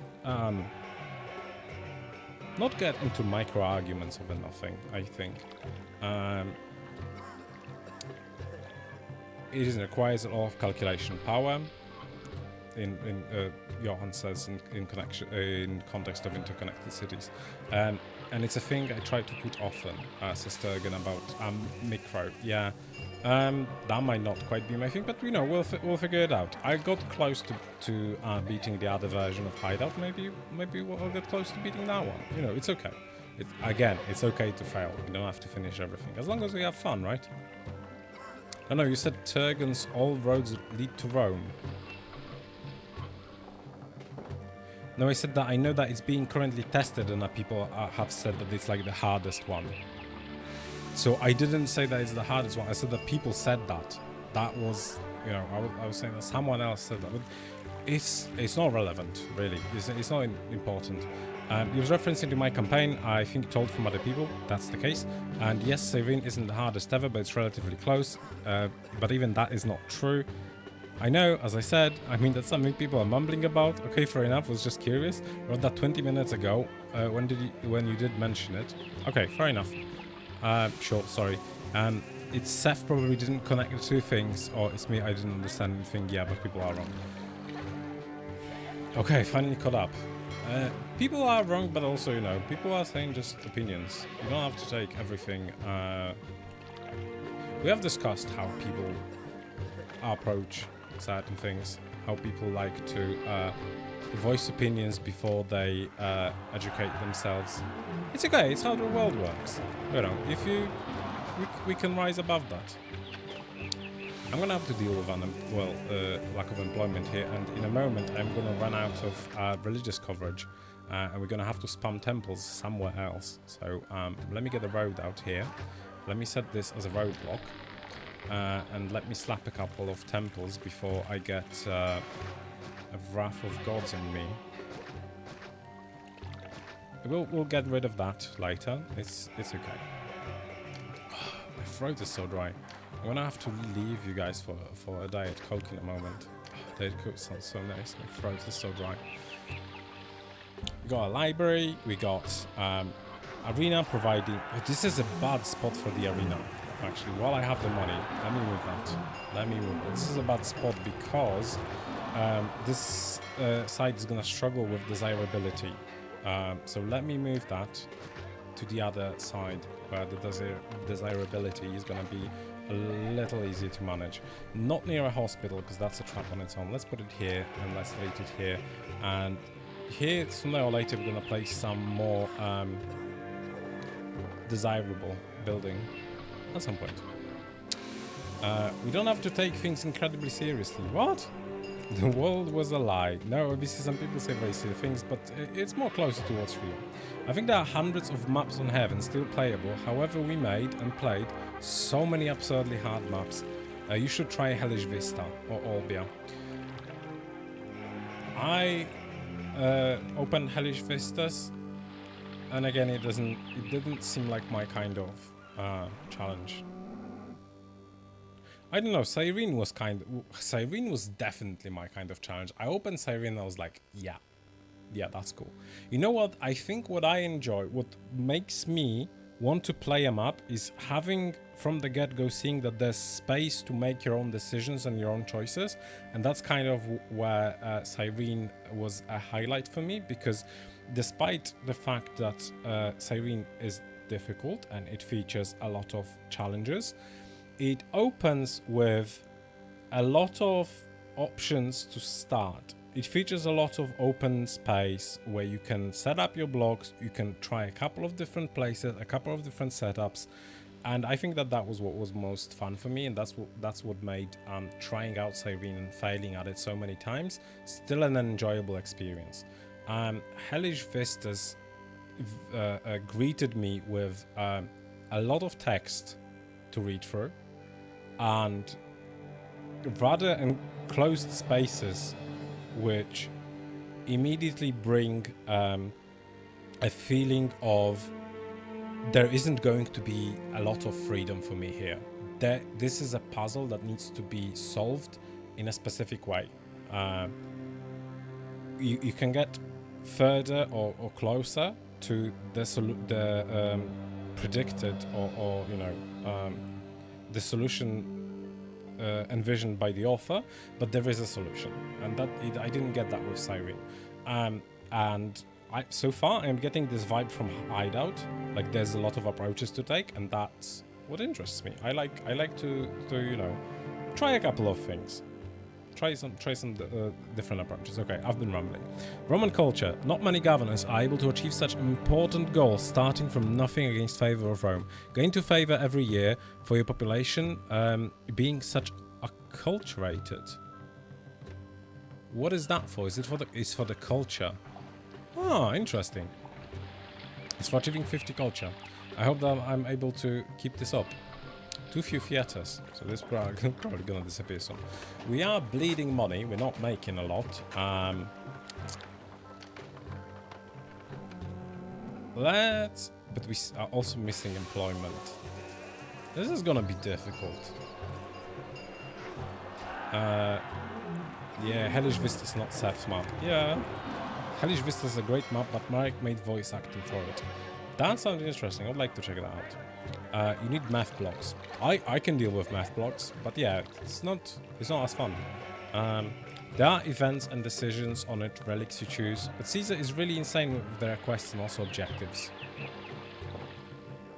That's I think that managing Caesar's requests and events can be a really fun thing. What I did really enjoy lately was what's it called? Turgon's map where greed something about greed. Turgon, please be a dear and remind me what was the title of the greed map. While I try and figure out a way to stop bleeding money. I don't think that I'm making enough fish to export fish. But also, it's April. And I'm not like 100% on track to fill out the quota. It would be great to see if I had filled it out last time. I can't sell weapons this time, and I'm gonna have to start making forts soon, because, you know, Rome hasn't found me yet, but they will. I am making a reasonable amount of fish. So, you know what? Let's try. Let's give it a whirl, shall we? These three, I'm hoping will be enough to feed this block. Someone will say, do the math, there's a calculator. No, guys, I have a headache, okay? We won't. But whatever is produced here, that could be, you know, that could be exported. Let's do that. These three are feeding the pop. These two are not gonna feed the pop. These are gonna feed the clan. These are gonna go export. These are gonna be my my little export wolves. Two of them. Yeah, we fail. That's fine. The most important thing I can suggest is to focus on the fleet task. Thank you for the suggestion. However, you cannot guide me too much. You know, I have to fail on my own. I have to fail on my own. If you tell me how to solve it, it won't be a challenge, right? The map is called When the Greed Thrives. Thank you, Johan. When the Greed Thrives, that was a map that featured a lot of freedom, and I liked how there were many possible setups and a couple of ways to go about it, and it didn't bombard you with information right out of the gate, and it featured several starting areas. So when the Greed Thrives was very enjoyable. That's one of the ones that I finished lately, and I enjoyed thoroughly. So When the Greed Thrives, good one. Thank you. Fuck yeah, one button to console permissions. There's the join my world. I am so glad that you like it, Calix. Yes, we've been talking about it for a long time, and it's finally happened. It's absolutely been a nightmare to have to click through all of those every single time. So it's very handy. Also, let's disable that, so, you know, make sure that nothing bad is happening. We have a few ponds. You know, while we still have a wee bit of money, let's slap some gardens. That's nice. Let's have, you know, some fun. I know micro and stuff, but, you know, we gotta do some things. We gotta have some enjoyment out of it, right? Okay. So we won't be able to sustain ourselves of the current setup. That much is very clear. The trade receipts last year capped at 1,000. I can't remember if I don't know whether we filled the... Oh, but we are close to the end of the year. This is the final stretch. So this is the last pickup for them. They're not even buying anything, which means that we filled out the quota. Yes, so we filled 35 clay. So 35 clay this year has netted us 1,000 denarii, and our spendings, including 900 denarii for the construction, have been just under that. So we have bled 700 denarii. We are gonna have to export something else on top of the clay. Clay is not enough, and also I have too many clay. So this is another wonderful addition. I love the mothball icons. This is very handy. Will it be a global setting too? Sorry. Let the man cook, even if he does cook surströmming. Why? I did nothing wrong. I cooked up nice permission buttons. I'll try my best, okay? Will it be a global setting too? Yes, I already have a PR to set that up but it failed for some reason. Crudelius advised me on how to fix that, but you know, the to-do list is the size of New England at the moment, and it's slowly growing in size to be the size of New South Wales. So we're gonna have to prioritize. Let's slow this down because this is getting out of hand. Oh, there's two of them. As far as I know, he closed the PR for it. That's not the one that I closed, I think. Or maybe it is. Maybe I did close it. I'm sorry if I did. Love the little ponds. Hi, darling. The ponds are cute, right? If you heat up surströmming, then you're basically poisoning yourself with the smell. I have never smelled surströmming. I know that it's a meme, like people say, "Oh, this is the worst smelling thing in the world." Honestly, I'm curious. I would like to smell it. I do wonder if it's really that bad.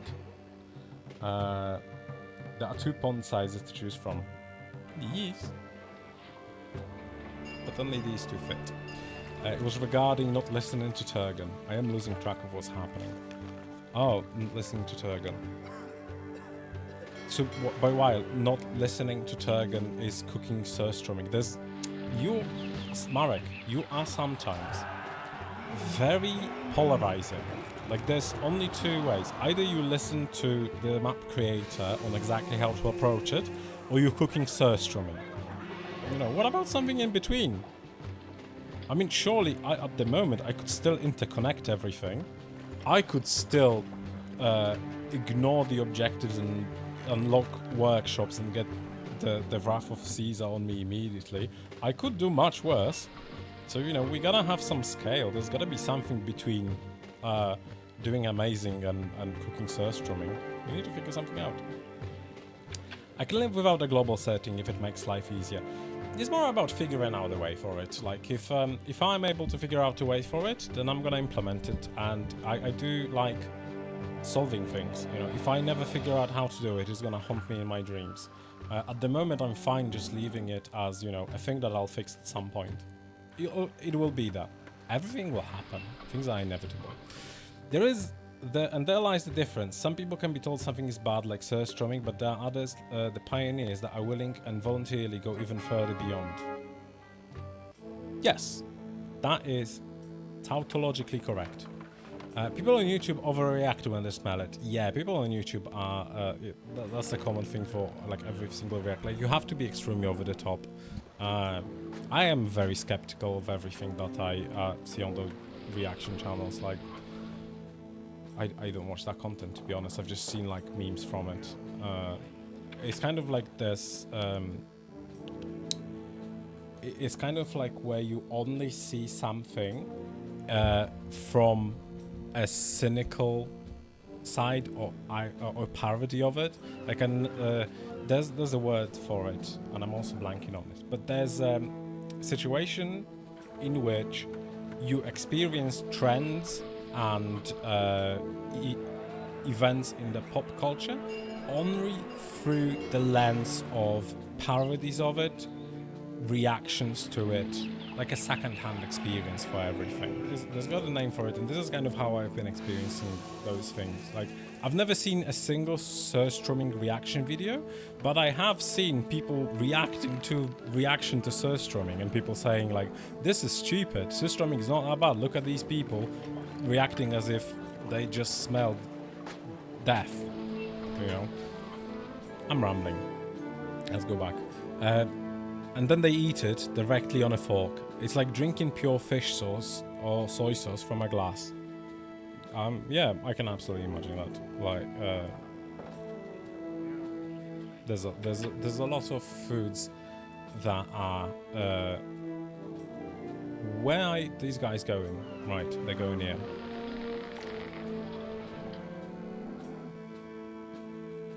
Okay. Now they will stop going there.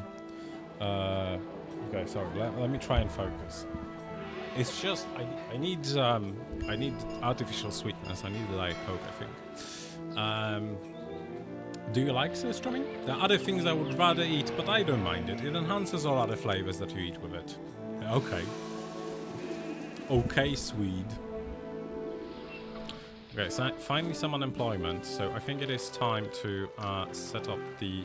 So I could go with the advice of the map maker and focus on the number of words that I have.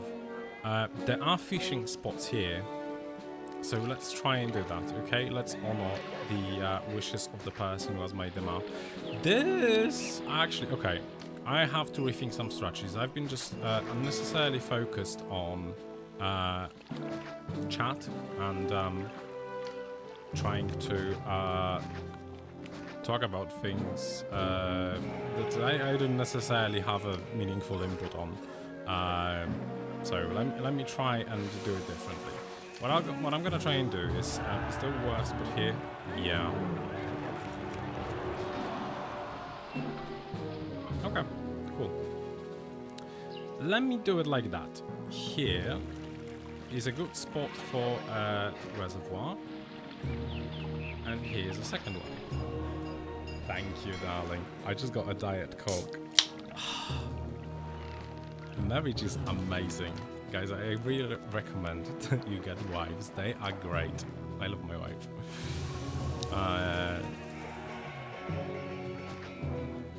Let's do it like this. And put the road through here. Just make sure that there's a passage. There should be a passage here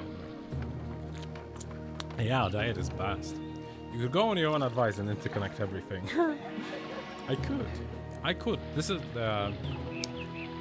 You know, to get political again. I am a big fan of game design focused on players' freedom, where multiple solutions are not only allowed, but welcome and encouraged. And that doesn't have to be everyone's type of entertainment.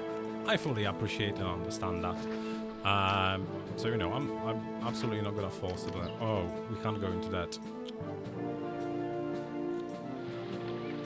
Let's do it like this.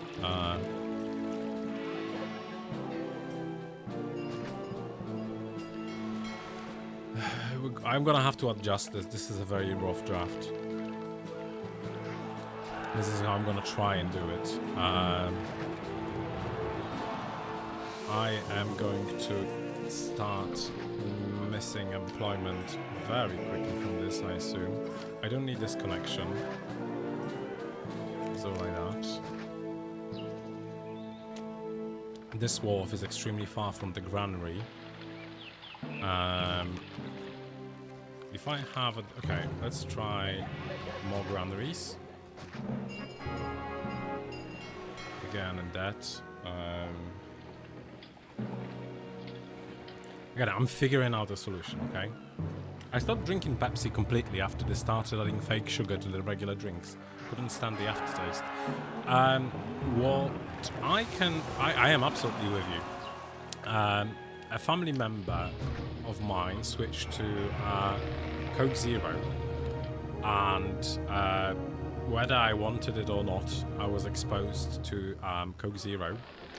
And Coke Zero sucks. It's not good.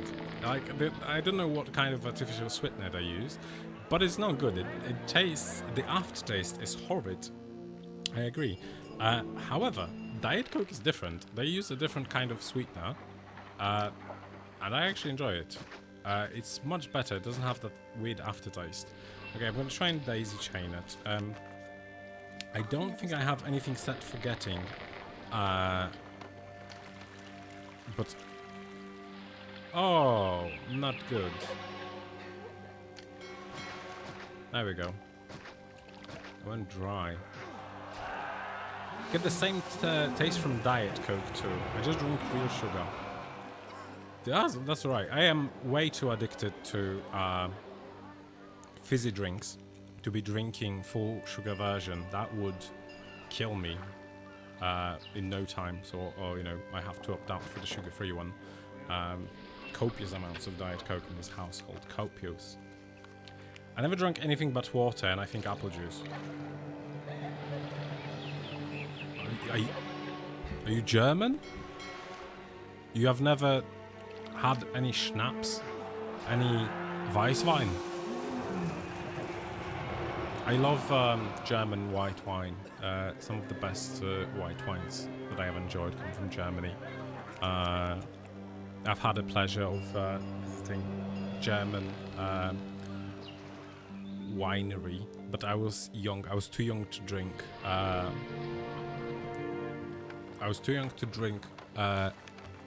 Officially, but I had a few sips, and it was marvelous. Good times. I also drink water and tea. Healthy approach. Healthy approach. I'm not old enough for schnapps. Really? That's very interesting. That's I can't say that I'm interested in how old you are, because that would be creepy, but I am surprised that someone not old enough to drink schnapps is interested in Caesar Free and the content, and is also able to contribute to the code base. So good for you, mate. Starting early. Very good for you. How are we doing on the exports? So clay is... we're overdoing it with clay, so let me stop a couple more plans. Let's do this to make sure that we're not doing anything very silly. So we are still keeping it very much on the DL. Good for us.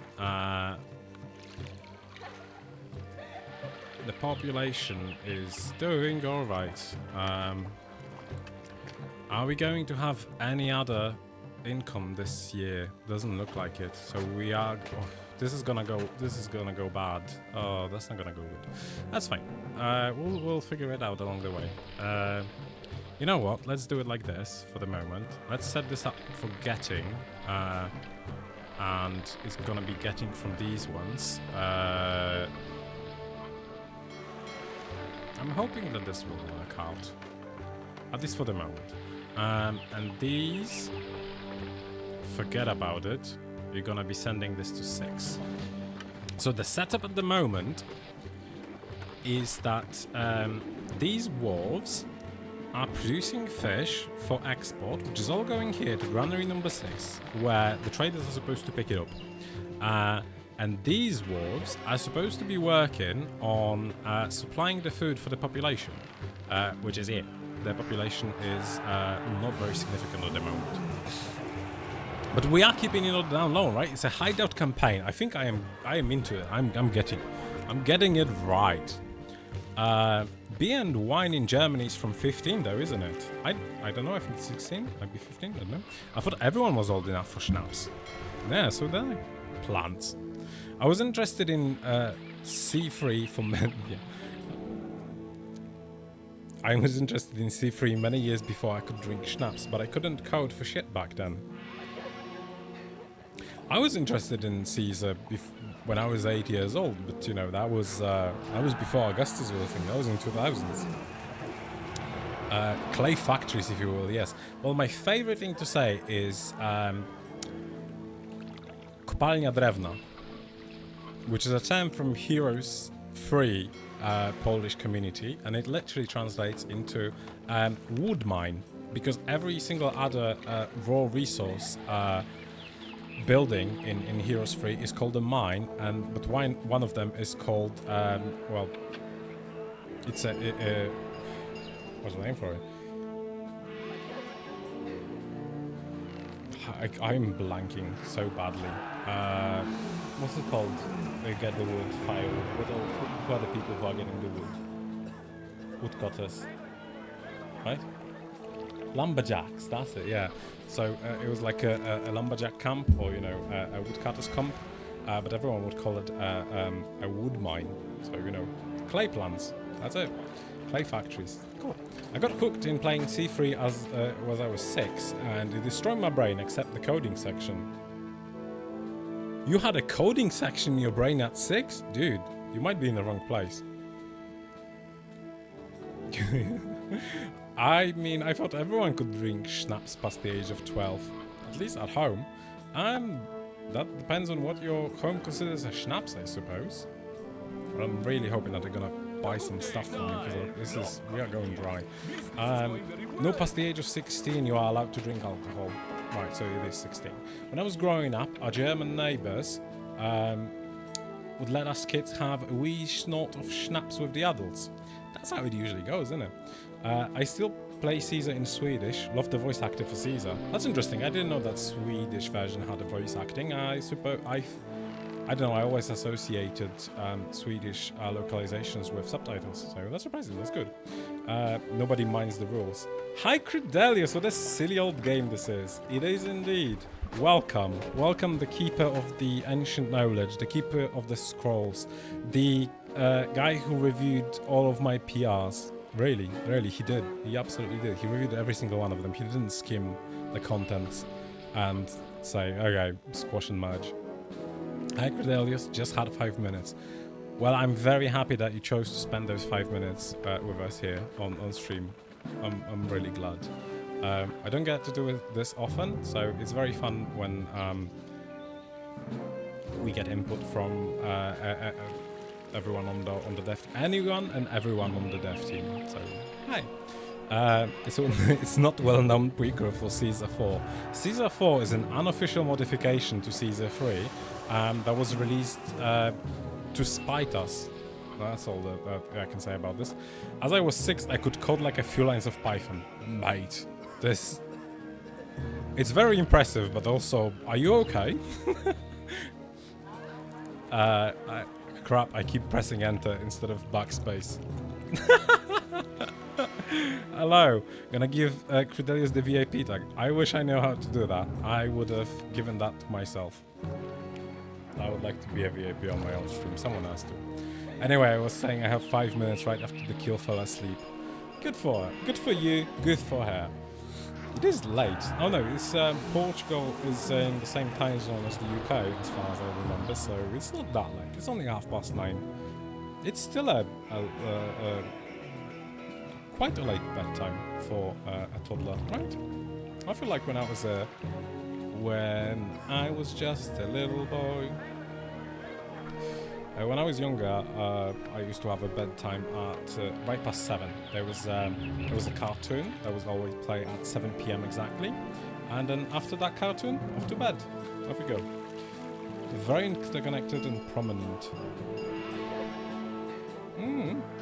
If there's an old bones tag, I'll take it. I don't have time for Augustus now. Well, you need to make sure that your children will inherit your part of the project.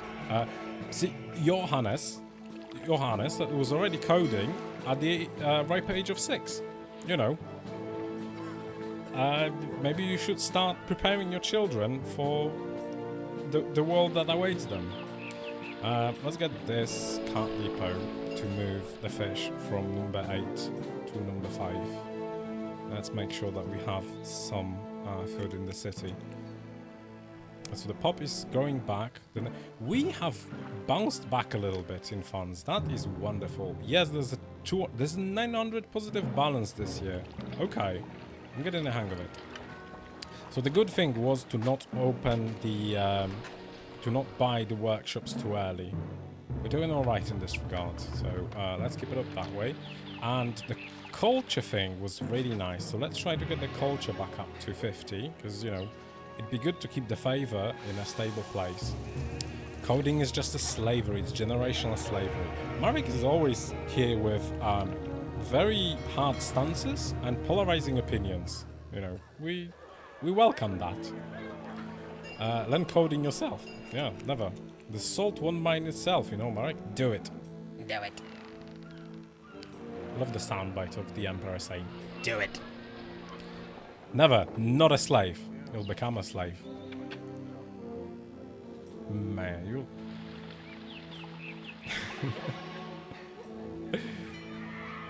Some very, you know,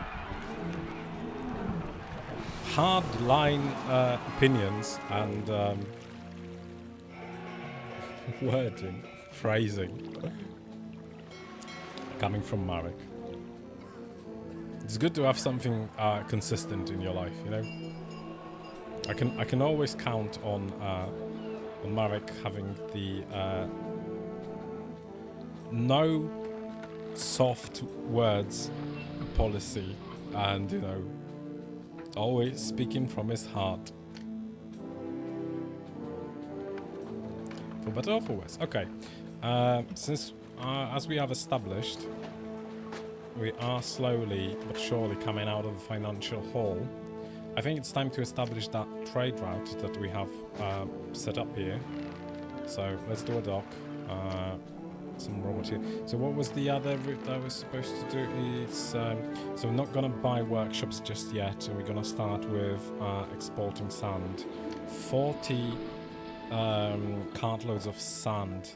That would mean. Do we have to move it from here? For the moment, I'll just set it up here. I'm not using this farmland at the moment, so let me know if I start here. There we go, like that. 4 of those. No. What the hell am I doing? That's not good. Sorry, everyone. There we go. That's much better. This is gonna be another dock. This is hardly accessible. Not happy with that design,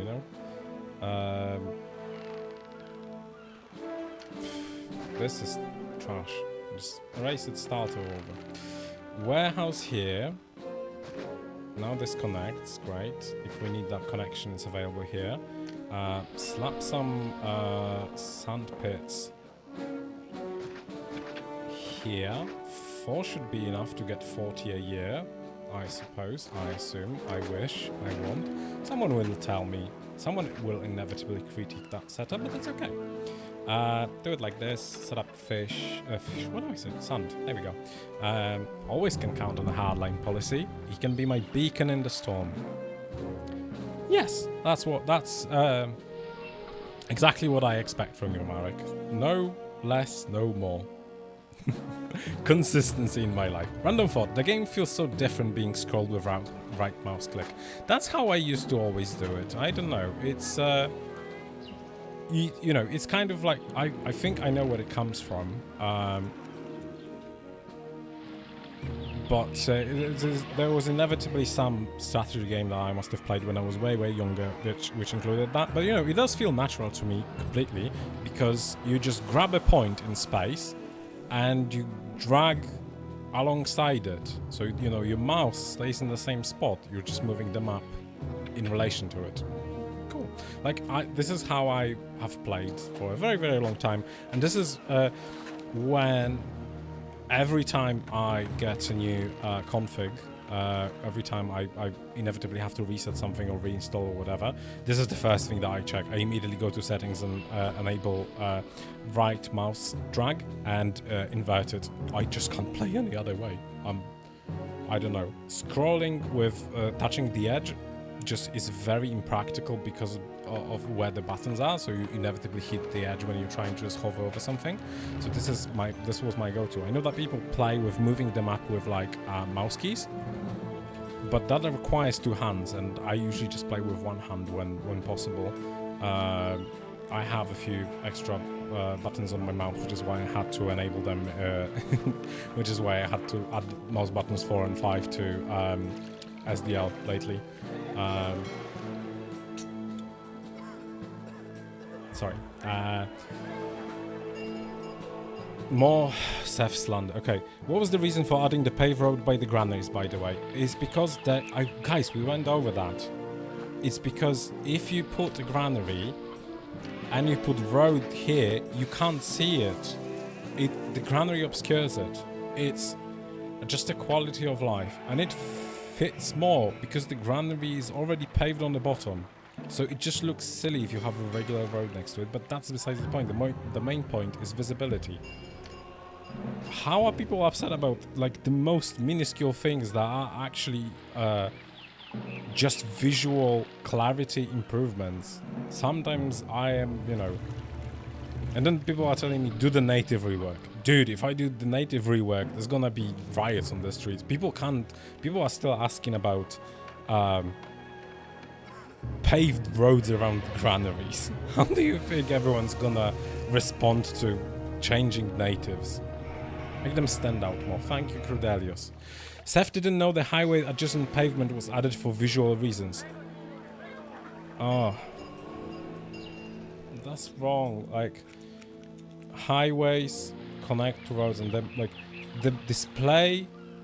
treating roads being paved as a marker of desirability is already deprecated because of how highways work.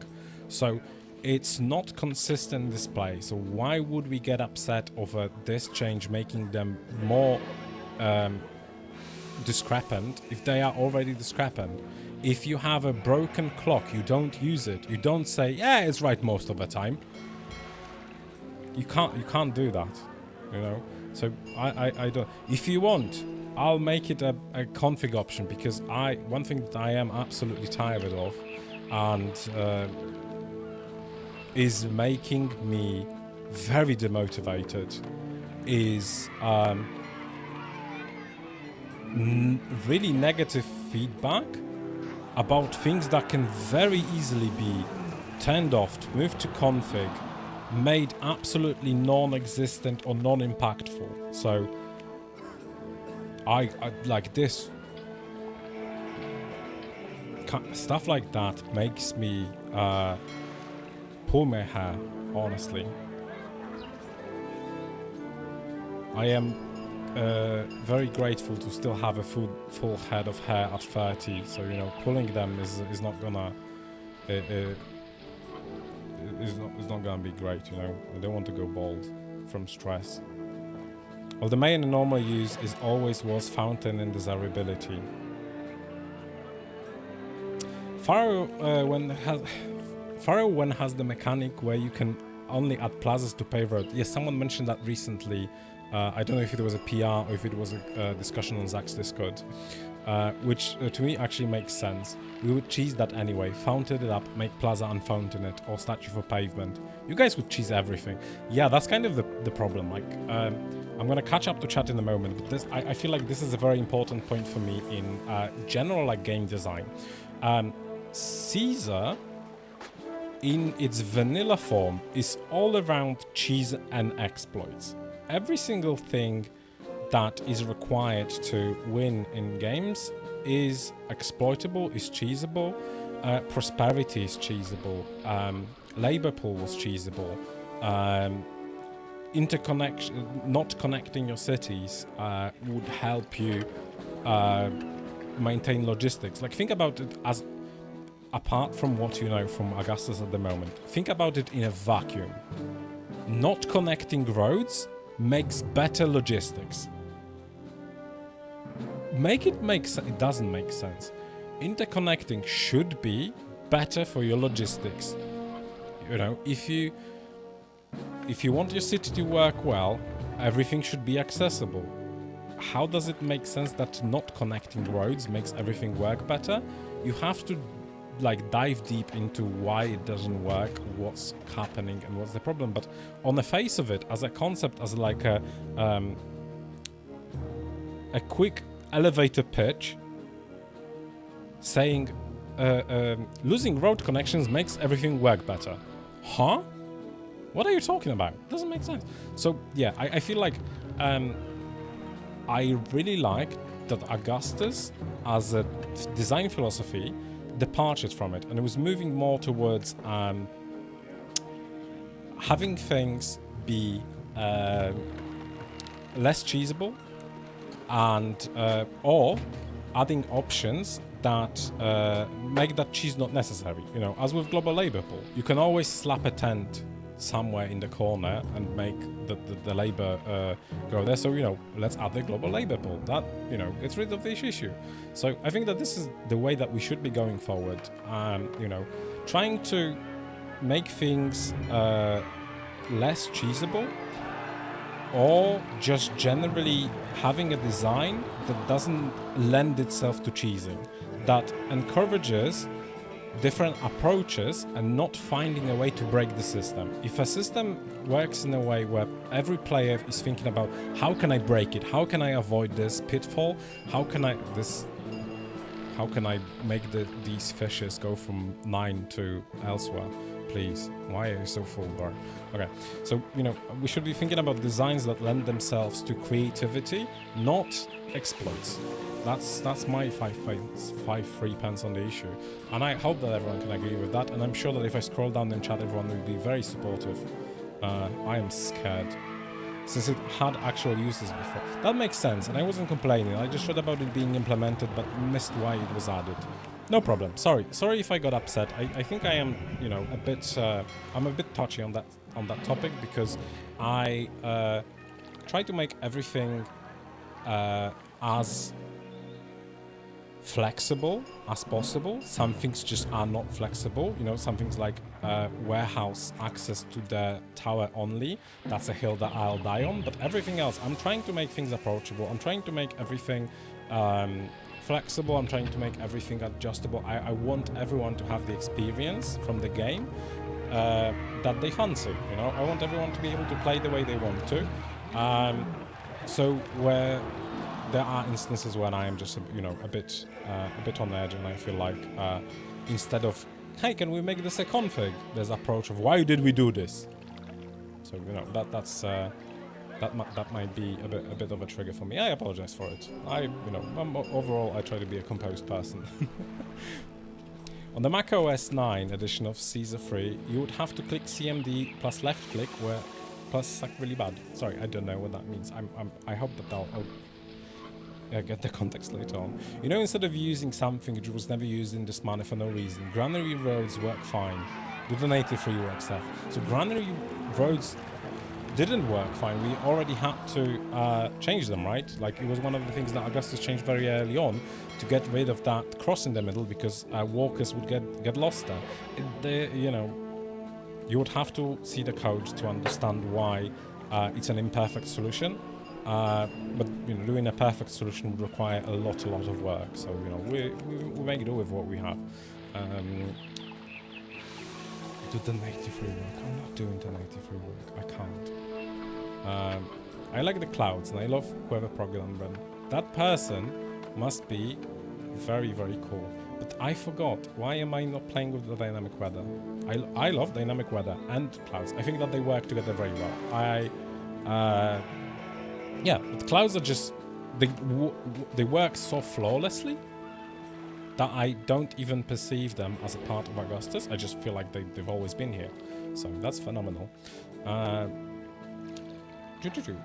Code. Why are the roads only updating in a 5-block radius when placing building, though desirability radius 8 and could impact the roads even further? I think that's just an inconsistency because so many contributors have worked on it. Yeah, I don't know why else. The update to the roads is mainly to ensure that visuals are updated. I'm not sure whether it's connected directly to desirability, so I feel like that's a more complex issue. Adding a step to something isn't really doing anything fun. Plaza itself is super busted and makes brain-dead cities. Yes, but it won't all solve that. Yeah, I think like the stuff that we talk about is very interconnected, very dependent. There's no one solution. Like we say, someone proposes a solution to improve plazas. That might cause an issue with desirability. Someone who's not aware of the solution for plazas suggests a solution for desirability. They don't work together. We have to work on a vision that works for everything, and you know, that's a very complex process. It's very difficult to coordinate efforts of multiple people having slightly different visions, not everyone coding their own visions themselves, people having different design philosophies. I think we are doing very good considering the hand that we are playing with. That's my opinion. I have fun, at least. I try to. So I hope everyone else does as well. That's why Plaza is now countable, allowing for better nerfs. Yeah, I appreciate that. Yeah, I really like what Marek has been doing with Plaza in the Reconquered, so, you know, there's that.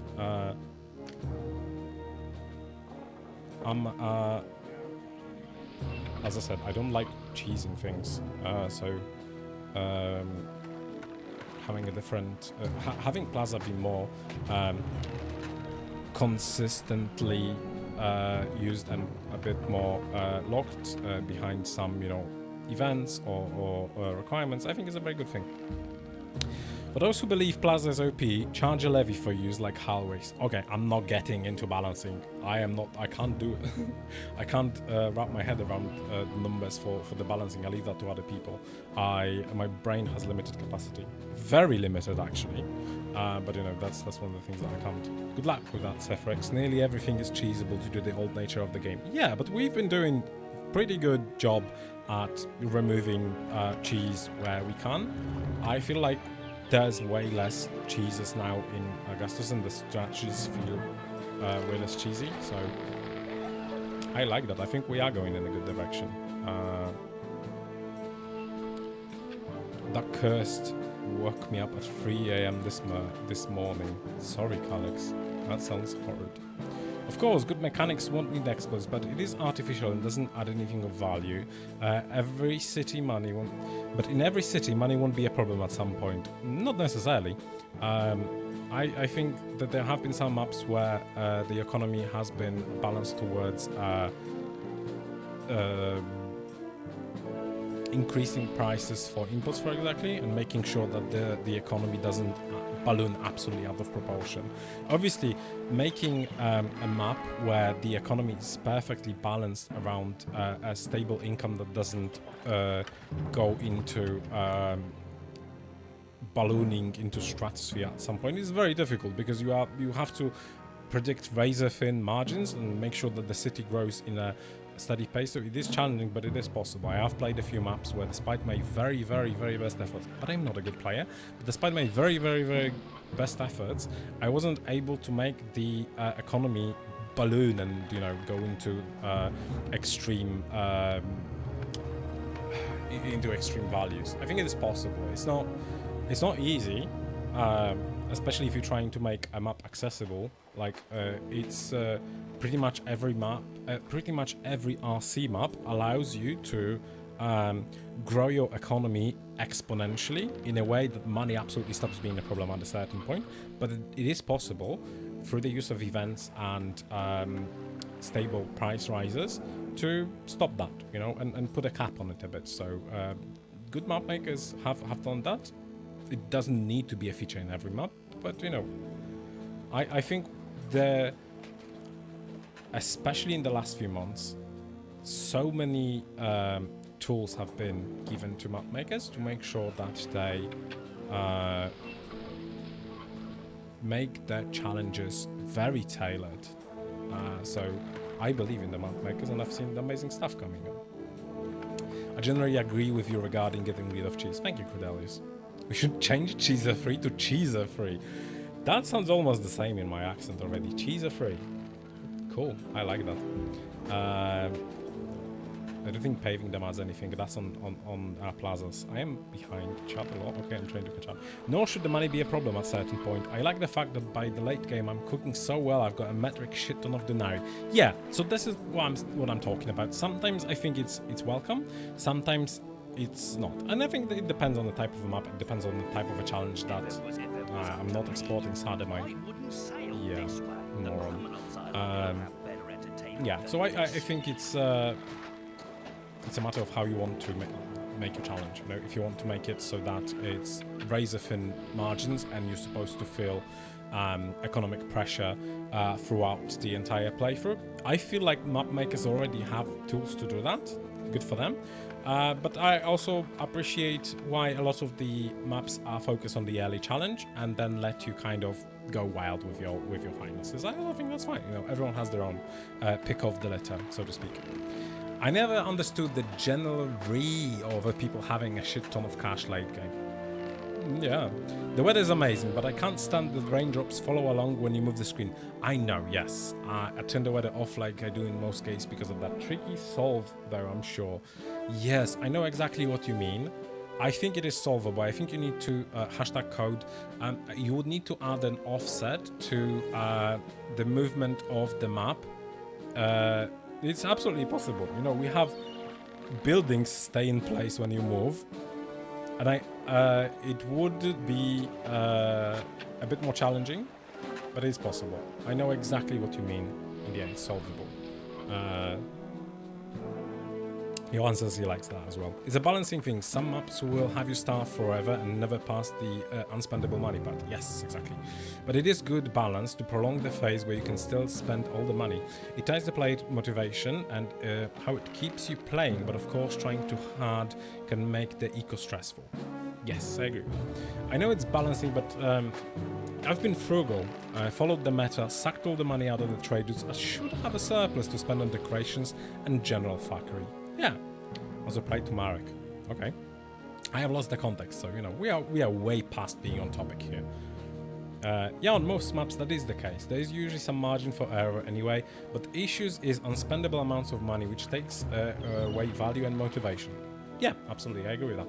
You won't be able to spend it as long as it's possible on things if you don't necessarily need. I think the cheese is a tasty part of C3 and belongs to it. Whoa. Yeah. I don't think so. I don't like it. I think it takes away the creativity and a feeling of accomplishment. But I like, if I'm, maybe it is the case that if I'm seeking a game that allows for more creativity and more variety of solutions and creative problem solving rather than depending on battlefield tested tactics that everyone knows and loves, maybe I should be looking for a different game. I don't know, you tell me.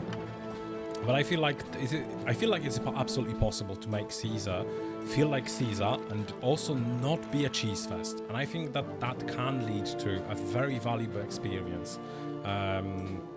That's my take. I think we're gonna have to cave in and use some lavariums because we are at the limit of religious coverage. I am bleeding money still. I don't understand why. Okay, it's just started January, but what happened? How have I only made 300? Income, wages are very high. Expenses on the sundries, tribute and interest. That's not good. I'm kind of fucked in terms of economy. I don't really know what else I can do. I'm gonna see how this year goes with actually selling sand. But yeah, sand is 800. I have spent. Okay, that was for the opening of. Okay, so I did spend 800 to open the road, that trade route to region. So what's the PM? Syracuse for 1500 can buy fish and 30 pottery. So I would have to open. I would have to buy workshops. Okay, let's go back to the advice that we got given earlier. On arming a fleet, how many? 2 forts of any kind, 30 words, and 3 shipyards.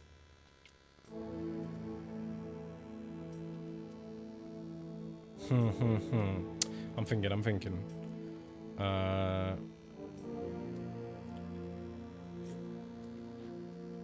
thinking hard, okay.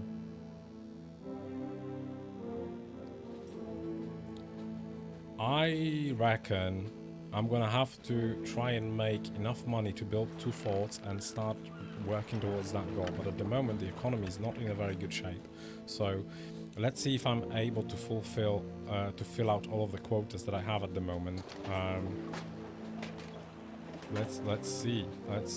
I might have to pave a highway here to ensure that these donkeys get their share of the road. But let's see. Let's give it one more year. Credelius says, oh sorry, I missed again some chat. Blah blah blah blah blah. If we can have less cheese, it's welcome. Great, thank you, Marek. Problem is that it's meta due to not having fair options, like with fault blocks. Yes. Okay. Again, Zephyrix Rumble incoming, Zephyrix Rant incoming. I think that this is the core of the issue, and I think you hit the nail on the head. I think that because so many players are used to having to cheese their way through their scenarios, it makes it very challenging to remove the cheesy strategies while also giving fair options. And I agree with that observation wholeheartedly. And I think that we need to be working towards giving fair options, and that's it. Like, I feel like map makers especially have been doing amazing work in providing very satisfying solutions by blocking some of the cheeses, by making events and map specifics that blocked some of the player favorite strategies or had to or were forcing people to use other approaches. So I fully agree. We need fair options, and that's how we get rid of cheese, by giving fun and interesting options. If the only two options are cheese or lose, everyone's gonna choose cheese. Just say that 10 times faster, right? Choose cheese. But yeah, fair options. Fair options are what makes the cheese go away, and fair options are what makes everything fun. Give us proper military, and it will go away. Yeah, you know what? Let me just lock myself in a basement for 3 weeks and cook up native rework, military rework, Empire map version 2, fix the bugs in the Empire editor. What else? Implement all of the planned quality of life improvements plan for 4.5, fix the bugs for 4.5, release 4.5, release the barbars, give us... I'll try, I'll do my best. I'm capable. What about the Gorgonzola's Force Walkers? Remove that cheese from the charcuterie board? Duxon runs from the chat. Yeah, I tried to hint at removing Force Walkers because they're... Is Sajuk in the chat? No? Okay. Forced Walkers are fucking stupid. They're stupid. I hate that. It's... I don't know why they were there in the first place, but it's... I don't think it even makes sense in Caesar 3 scope. I hate Force Walkers. I would like to get rid of them. But if people love them, I guess let's keep them in. They are an exploit. They are an inevitable consequence of the way that the Walker system is designed. They are not an inevitable consequence. Sorry, they are an inevitable consequence of how the Walker system is designed. The only thing that you have to do to get rid of them is to make them go back and retrace the steps. That's all you have to do. So, Credelius also hates Force Walkers. Hallelujah! Oh my god, such a relief. Let me get up in my chair. This is important. This is big stuff. And I'm finally making some money. I can build the force that I needed. The invasions are gonna come from here, so we're gonna have to set up some perimeter. We're gonna have to set up towers along this way to shoot at the people. So let's put forts here. Let's put... I think that there were 2 forts of any kind, so let's put 2 javelin. Post. Okay, that's fine. We'll figure it out. No, the Force Walkers will very likely remain. Yeah, that's the problem. People who use them are super attached to them. Yeah, and I think it goes back to exactly to what you have said, where a cheese strategy is preferred by people because they are very used to having to overcome the difficulties by using those cheeses, and Force Walkers are a cheese that kind of has lost its meaning, but people are very attached to it, so I guess we'll keep it as it is. But I don't know, if we get to the pathing and route system overhaul, and Force Walkers prove that you have to implement them in a way of an exemption, then I am gonna throw them the hell out of the code base, I swear. I don't actually swear, sorry. I was being dramatic. It's been solved already though, since Force Walkers isn't as good anymore due to the depot logistics and downsides of bigger benefits. Yeah, I agree. I for one support you. That and $1 billion will buy you a super yacht. You don't need to even disable it if it's not good to begin with. Yes, please, Seth. Yeah, I know you were talking about me locking myself in a basement to fix everything. Yeah, absolutely. I'm doing that right now. Let me just make sure that people are getting the food that they need. I'm sure waifu will bring you some cheese so you can keep going. Hey, she's my waifu. She's the best. I love my wife. I don't know how people conceived the meme I hate my wife. I don't get it. Marry out of love, guys. Love is great. Having a life partner to share all of your love and struggles with is amazing. Yay for love, I guess. Easy peasy lemon squeezy said crack along. Yeah, I'm getting there, absolutely. Yeah, I'm gonna fix everything, sure.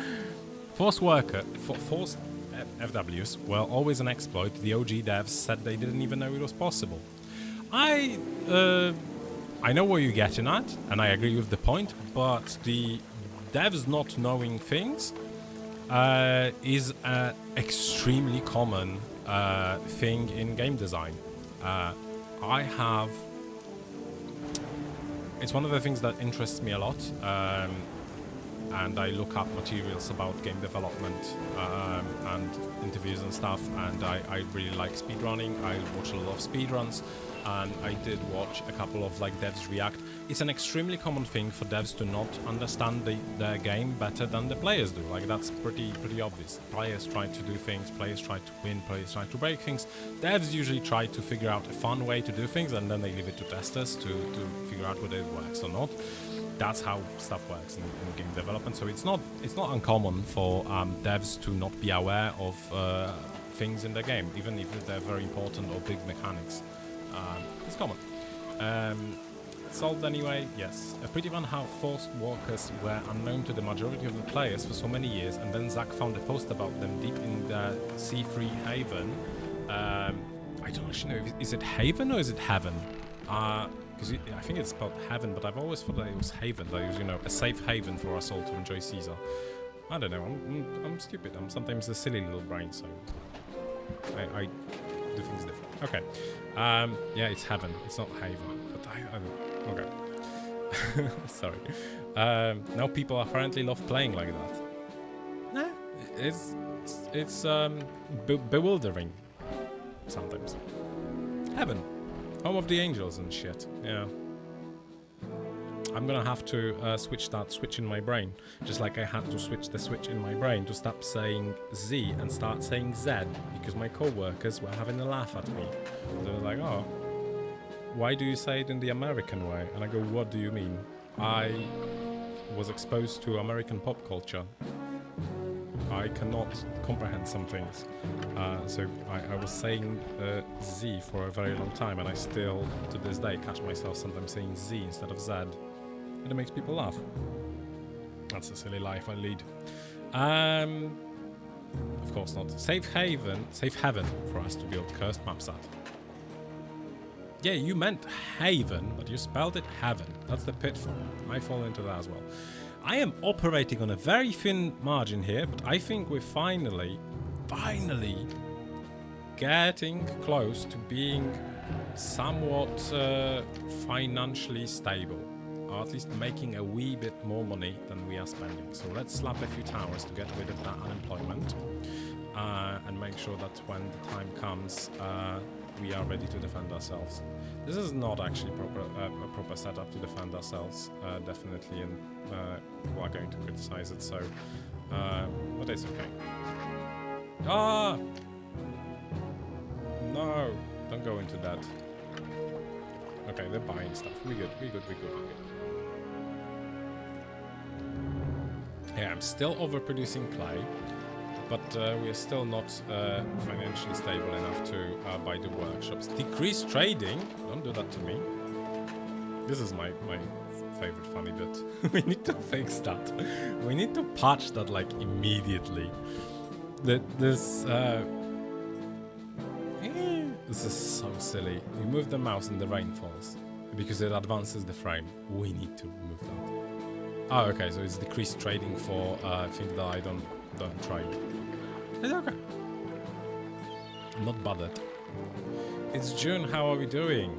So the fish quota is almost filled. The sand quota is almost filled. The clay quota is not touched. Okay. Well, the consequences of the rework.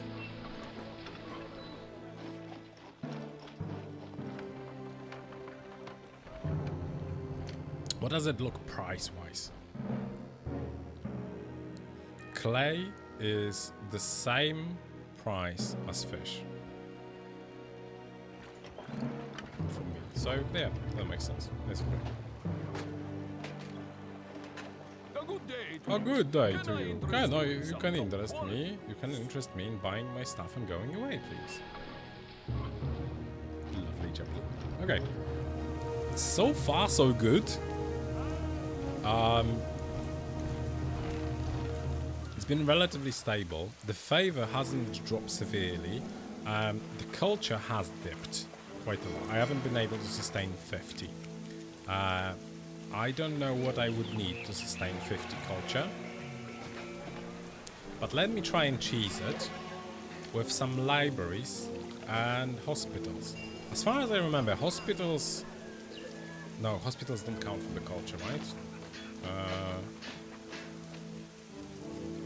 That one poor sad tower has no road to activate it.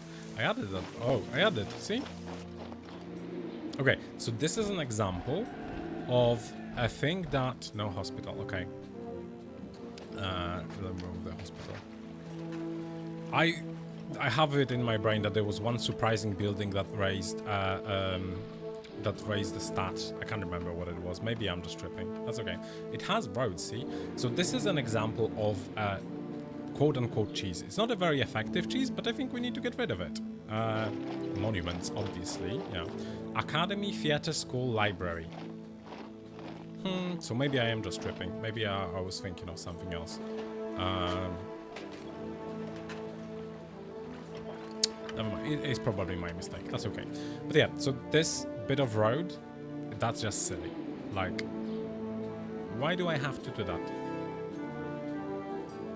You know, I think this is an example of a thing that we could remove the requirement to have that bit of road and, you know, nothing would happen. It doesn't change things. And someone's gonna say, yes, but global labor population. Yeah, we're just gonna leave global labor population the way it works.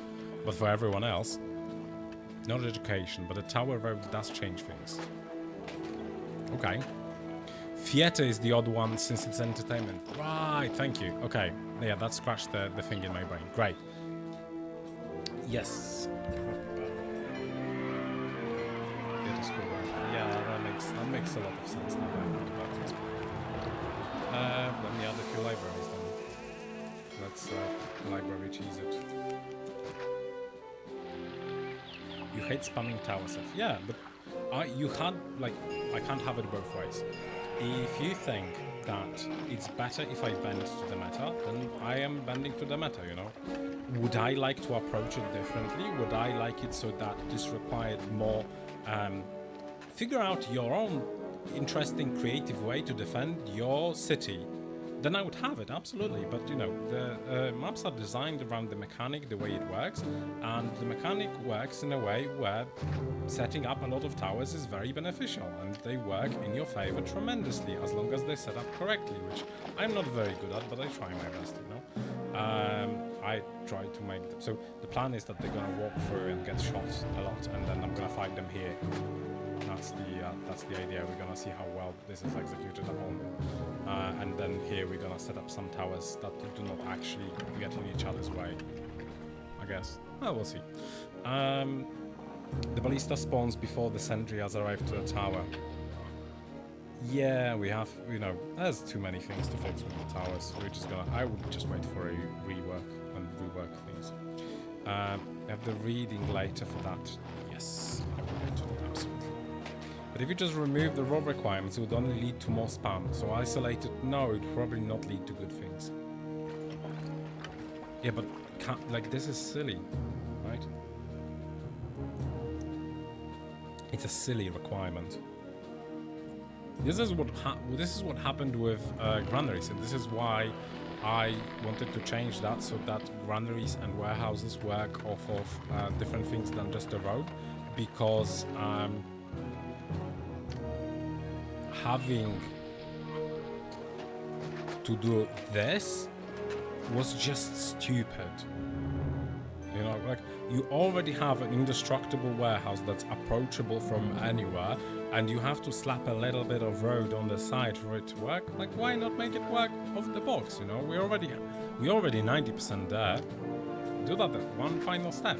That's how I feel about having to include stub of road next to the towers. But there are more important things in the world, and okay, there's wars and stuff. Either we have silly or more spam. I know, yeah. Okay. I am convinced by the point of spam. Yeah, it's more layered. It's more layered. I just think that this slow requirement is silly. It wasn't so silly when you had to make road from barracks. Yeah, but that's already that's already an option. Most people play without it. That's what I'm saying. You know, let's get rid of things that. Or you know what? Make it a config. Make everyone happy. Make it a config. It would lead, but would it lead to more spam if there still required a clear way for the sentry to walk out? And now it's a one by one tile.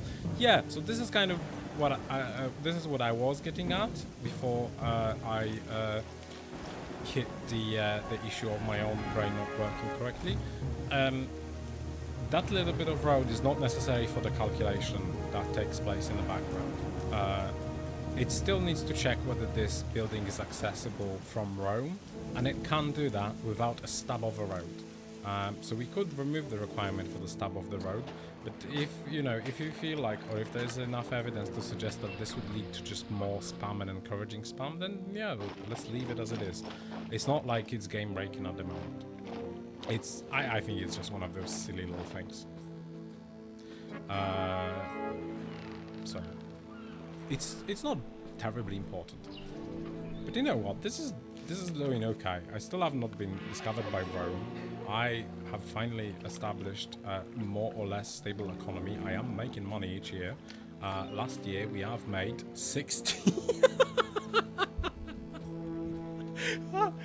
That's a stable economy. We made 60 quid. Fucking hell, lads. That's enough for the Gregs, for me, and the hobbies. We're gonna take a 3-minute break. Okay, I'm gonna have to rest my arms, and there's a 20-20-20 rule. Every 20 minutes, look at something 20 meters away for 20 seconds. So I have not obeyed that rule for a very long time. We've been on for almost 3 hours. So I'm gonna take a quick break, 3 minutes.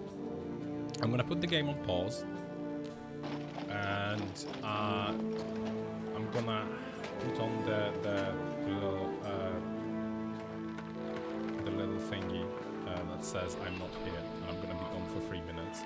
You'll behave, please. I'll be back. Just give me some time. I'm not robot. Are you taxing them? Are you allowed to? I don't think I'm allowed to tax them. No, I'm not. It's usually the case in those maps that you can't tax the population until you meet a certain requirement. As long as the diagonal roads won't count. Diagonal roads are a whole other beast that I don't think we have enough hours in the day to go through the diagonal roads. Everything is weird. Everything doesn't work as you want it to. Everything is a Pandora box. Everything has dependency. That's life, That's the life of an Augustus developer. If there's someone on this stream who I haven't talked to yet, who hasn't heard my amazing takes that are absolutely fully correct and everyone agrees with, then know that everything is hell when it comes to making decisions in the development. Nothing is easy. Can I take my break? You haven't embezzled the armory warehouse either. I can't. Not in this one. You can't do it in the Alpine scenario, but in this one, no one's buying weapons, so no embezzlement. I have to use them. We'll get to me not understanding armories in 3 minutes. I'll be back.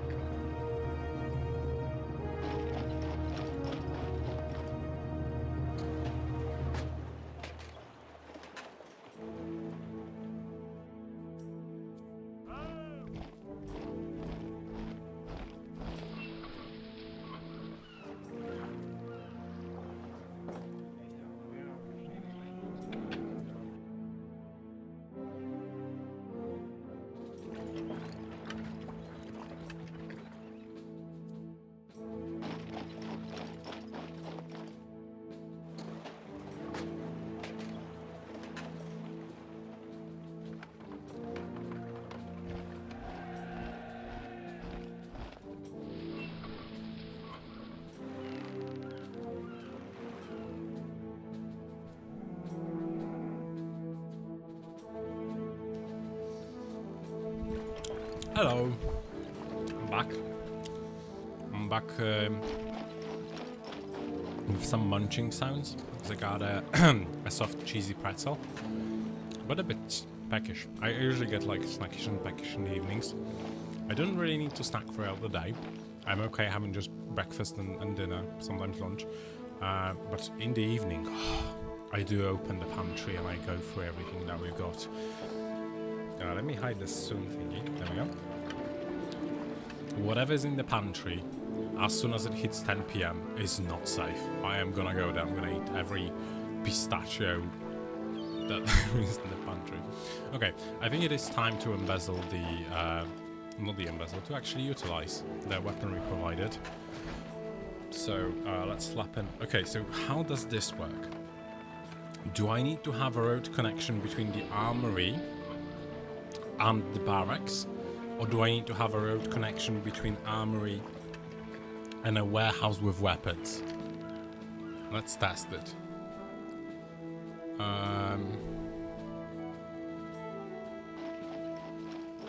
Here, sure. And let's make sure that this doesn't collapse. If we clear it like this, the price rise. I wonder what we have in store. Gold. Alright, doesn't matter. At least for now.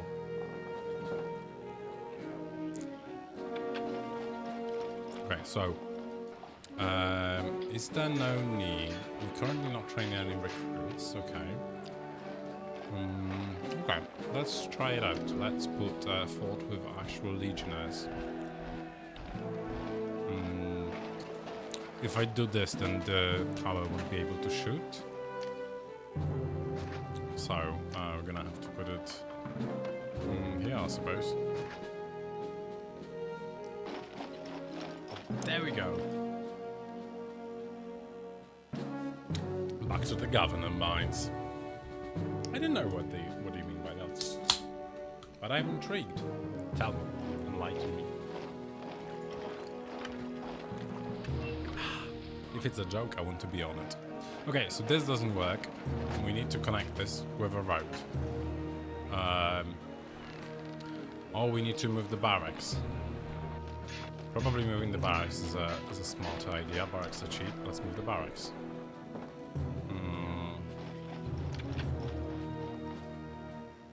Here. There. There. There we go, it works. Said this is roadblock. Said this is roadblock as well. We're all good. Another price rise. Why are we here? Just to suffer? I think we are. There's just two of us left, I guess. It's me and you and me, you, and the endless suffering. That's fun.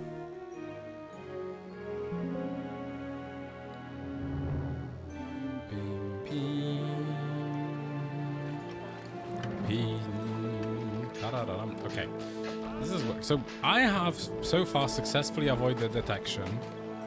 I guess there is nothing stopping me from building up more legions. What I could also do is pave. Well, I could pave this as a highway. I don't think I have the need to increase the capacity of this road just yet. It doesn't mean that I never have the need. So it might be reasonable if I put it here. I'm conflicted. Okay, I don't know what the fights are gonna be like. If I do this, then it's already disconnected, so they won't be taking stupid detours. I think doing this would be okay. That will also force the enemies, not force, but suggest them to go around here, get in range of these towers, and get in range of these towers. Hopefully. We'll see how it works in practice. Probably won't, but yeah. It's okay. Yep, there's a stop for you. Look at this. There we go. Ah. It would look so nice if I could do this, but it won't work then. But like, if this... Oh, sick. That looks like a proper fort. You know, but we can't do that. We can't have nice things. Sounds like a vacation. I am going on vacation soon. I'm going on vacation in early September. I'm very looking forward to it. I really need some time to just lay on a beach, you know? Belly up, restaurant, not worry about anything, not worry about road placement, just lay down on a Greek beach and look at the waves. That's what I need. Can't wait. Can't wait. I love vacations. It's my absolutely favorite time of the year when I get to just go to a place, lay on the beach, read a book, and not have a care in the world. Oh, to be free. Yeah. Wow, but he came flying out of the warehouse, launched by catapult. Yeah, I don't have to suffer alone, which is great. Misery loves company. That's a good saying. If you hear a weird sound in the background, pitchy, pitchy, pitchy, that's because my cat is playing with a robo fish. Also, Grease, you can't escape. You know what? I would like to hopefully do some sightseeing when we're in Greece and look at some ruins, because I have this is the first year in my adult life that I have been actually infatuated with antique history. I had a phase of being really into antique history when I was a teenager, but you know, as a it's the first year that I have actually been interested in that part of the history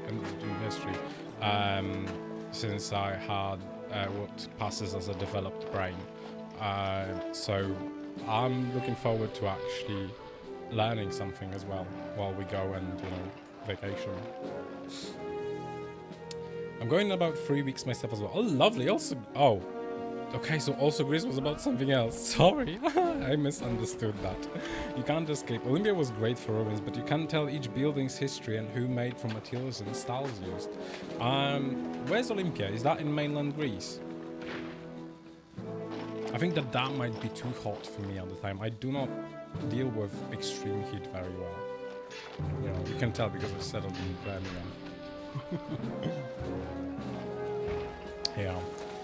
I still haven't seen Athens. I need to do Athens at some point, but I feel like it would be good to do it during like springtime when it would be warm but not hot. So it would be a nice weather for sightseeing. We did a one-day trip from Zakynthos. Oh, did you fly or did you go by a boat on a ferry or something? I don't know how far Zakynthos is from the mainland. I know the island, but I don't know its placement on the map.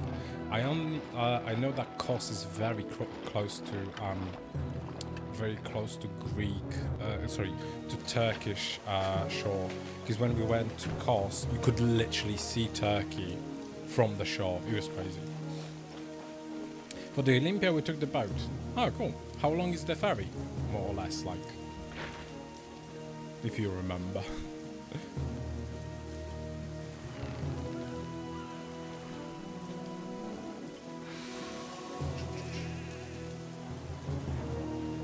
An hour. Oh, that's cool. So it's really not a long trip. If I slap a couple of silly libraries on a side here, not actually servicing anyone, will that increase the culture rating? Is this cheese? Am I doing this right? Am I cheesing? Is this flossing? Guys, am I doing the Fortnite thing? It will. But then it's like an hour and a half drive by a car to the side. Cool. I like renting a car and going for a ride in foreign countries, especially when you fly there and you didn't actually drive there yourself. It feels like, you know, like teleporting to a place and having to adjust the road like immediately. When you pass through countries, I did drive through Europe twice. So you know, when you go like Germany, Netherlands, Belgium, everything changes like quite slowly. You get to adapt and adjust with every mile or kilometer that you drive through. But when you land somewhere on a plane and you rent a car there, it's like you just teleported there and you have to immediately adjust to like new traffic laws and just general behavior of people on the road. It's funny, it's crazy, I like it. Yeah, that is culture dumping. Yeah, so this is fun, yes? This is good. This is how we like to do things. Okay, I'm not gonna purchase the workshops just yet, because it doesn't seem like there's a need. We're doing fine. I'm gonna clear the site for another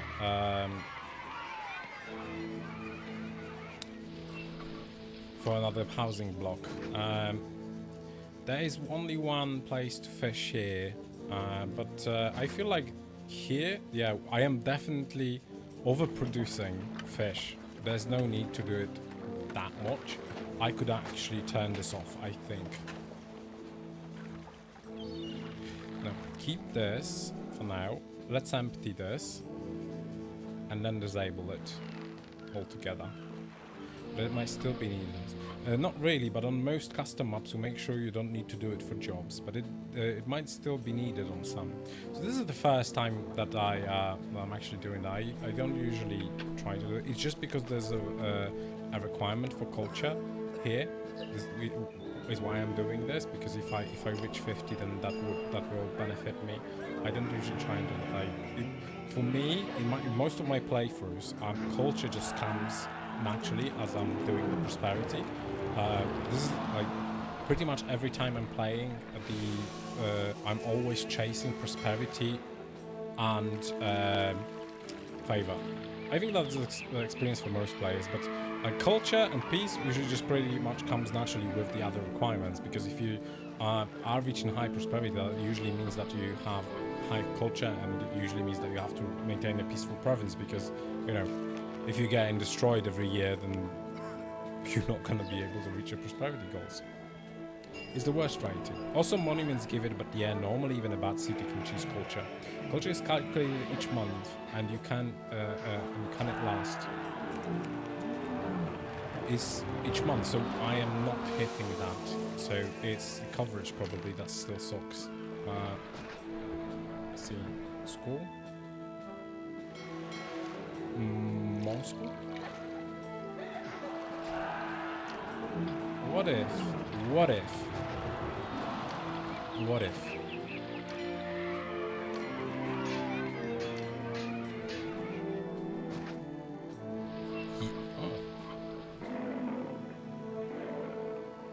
I am confusion.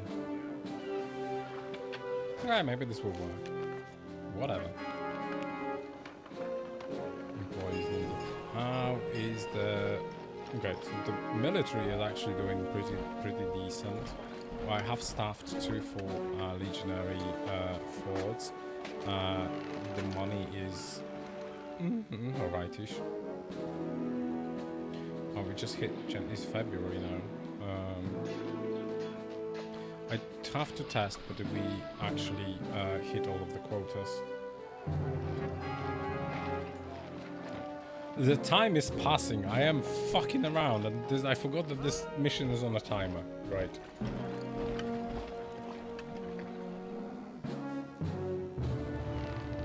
Another banger by Sephirex. Employees back. September. The culture's stuck. December, pause. This overflew. Perfect. Overflew. Okay, so we are hitting all of the quotas, and we still have plenty to spare. However, the balance in and out is razor thin. What are we wasting money on? Can we underpay the peasants? We are paying a lot of wages. Fuck it, underpay the peasants.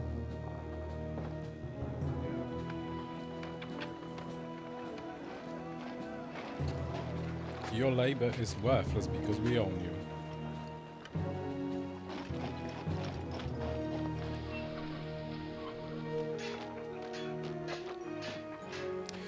Actually, we could approach it from a different perspective and just ask Neptune for some favors, right?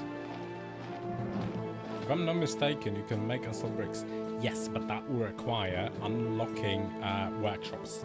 And workshops unlock costs me 1,500 and a 1 fig tree. So we're gonna have to get the money for the workshops first, which is why I'm stalling. And underpaying the peasants. But underpaying the peasants is not only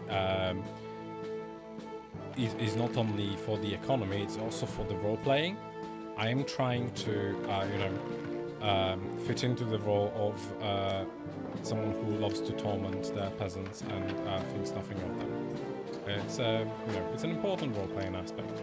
So we are again overflowing with the sand. These roads are hit, and we actually made a bit more money finally this year. But not by a lot. It's tiny. Oh my god. Really razor thin margins.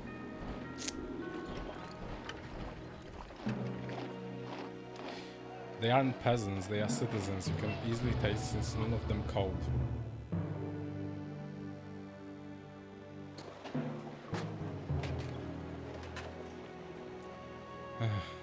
What? No appreciation, that's bad. You go to uni for longer than you should. You do go to your classes, you get experience, and you get called a slave trying to work on the engine of the game that everyone loves. I swear. No appreciation whatsoever. This mic sucks. I am like literally returning it tomorrow. It fucking sucks. I hate it. Give me back my digital microphone. The condenser shit. Awful. It's really not worth the price point or the setup, which is very, very annoying. I am not looking forward to unwiring and rewiring the microphone arm. Such bullshit. Okay, fig tree. Let's go. Give me workshops. It is the time. Yeah, well, that's okay. We are ready for the Legion. Okay, we have workshops. What was the first thing? Okay, so these guys buy pottery, but these guys buy bricks. And bricks are going to be the thing that we are going to focus on. So, to do that, I am going to go with setting up a car depot that is going to move this stuff here. And here is where we are going to set up the workshops for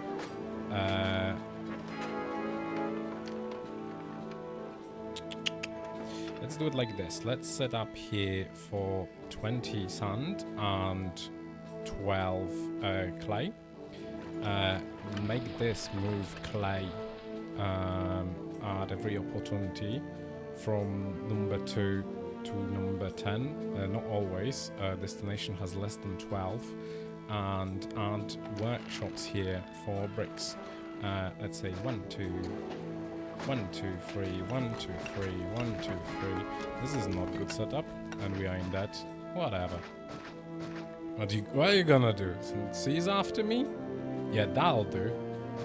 That will kill me. That's not great. I will probably need this space at some point. So let's do it like this. Let's get ahead of the curve on this one. For once. I hate this. We'll tackle that at some point, but you know, in order to have nice things, you have to make sacrifices. Nobody but Ships, cool. Yeah, we're in debt, whatever. Who hasn't been in debt, you know? October, how are the quotas? Filled. Well. Oh, this legion is worthless. I don't have the weapons. Oh no. Anyway. Found, yeah, I know. We're going to lose 1 favor each mount. Out down to maximum of 15. I sure hope we can dig ourselves out of this hole.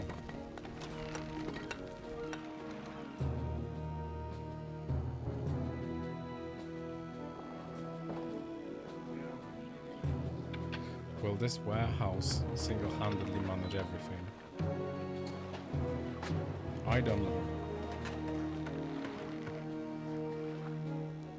I think it'd be better after this one leaves. I'm gonna set this dock up to only do bricks and this one to do sand, to make sure that they are operating at maximum efficiency. Weaponized, you know what?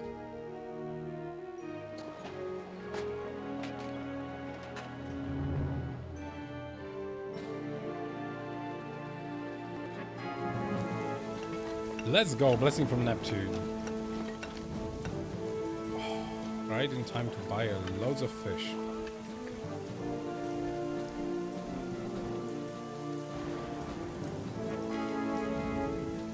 This was so far my experience with Hideout, that for me at least, an unskilled coding laborer, the margins were very thin.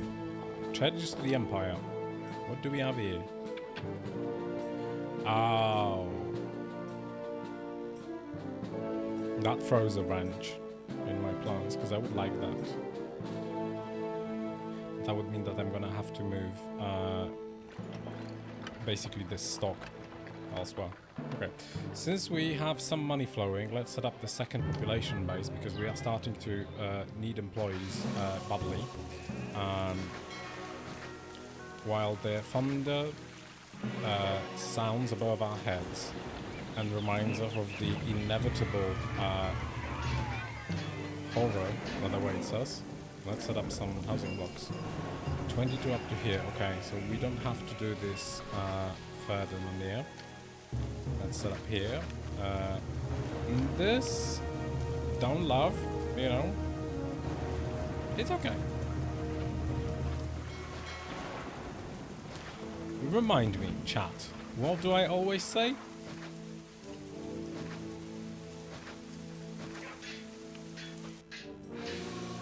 Do I always say that you miscalculate the length of the perimeter? Yeah. Or do I say you live, you laugh, you learn?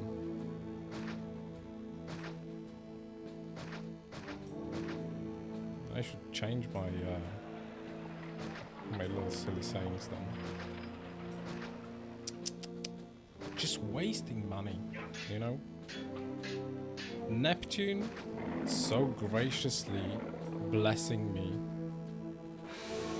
and I am simply throwing all of his blessings away.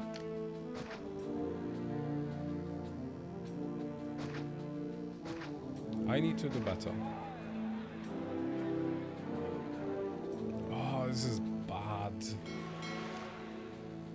This is bad. Okay.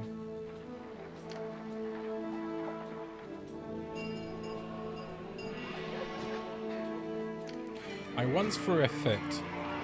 You always say I need to focus on the native framework. Okay, you're gonna pass on this one. That one is decent. So I don't think I'm gonna use this these spots here for fishing.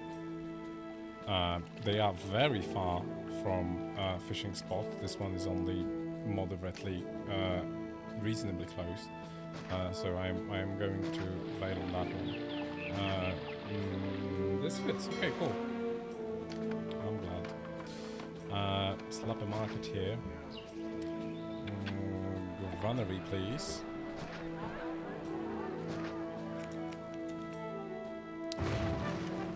And what did we forget? Yeah, those peeps. Those little peep squeaks. Okay. Did I disable that? Oh.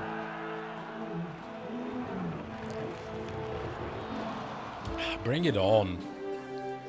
Bring it on. Okay. How do I get more weapons? Raw. Okay, I can mine. That's fine. We assaulted them. Okay. Let me set up another car depot. Move fish from 9. Yeah, baby. Always. Move from 9 to 9. Working 9 to 5. From 9 to 12. Nobody but these ladies. Coolio. From 9 to 12. Let's go. This is set up. Have some temples ready to deal with the coverage necessary. Slap a barber there, you know, make them have nice hair. I like my peasants well trimmed. You could just make it take from the first granary. It would need like extra market, but better than setting up many depots, etc. Yeah, supposedly. But I am actually like really overproducing fish, so I'm getting ready for the probably next housing block here.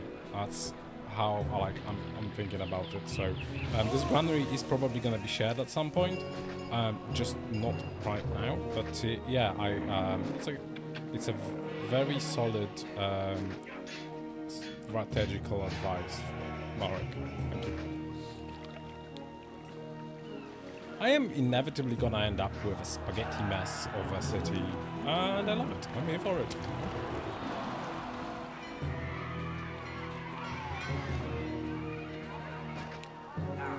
It's okay as long as you have fun and everyone consents. That's important. Okay, here we go.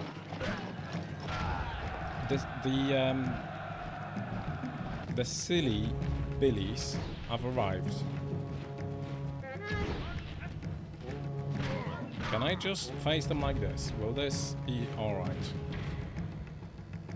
I should drag them further in so that all of the towers can attack them. So let's do it like this. This and this.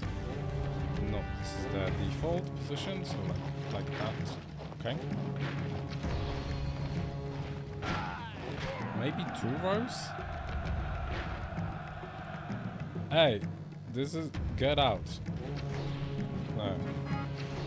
If you cook spaghetti, what will the man do? You can't just take everyone's job, Seth. Urban Paventry is on the rise for all the plantations and encoders. I thought we worked in mines. Do we need to settle on a noun, you know? They can't be... Wait, what happened? They died?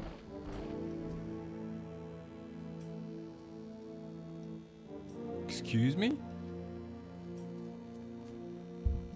They didn't even reach the legions. I need to rewatch VOD of that. What the fuck happened? They just roll over. Emperor respects kill people. Got it. That's what it is. That's what it looked like. That was weird as fuck. Okay. Well. You know. It's just because I connected. It's interconnection that killed them.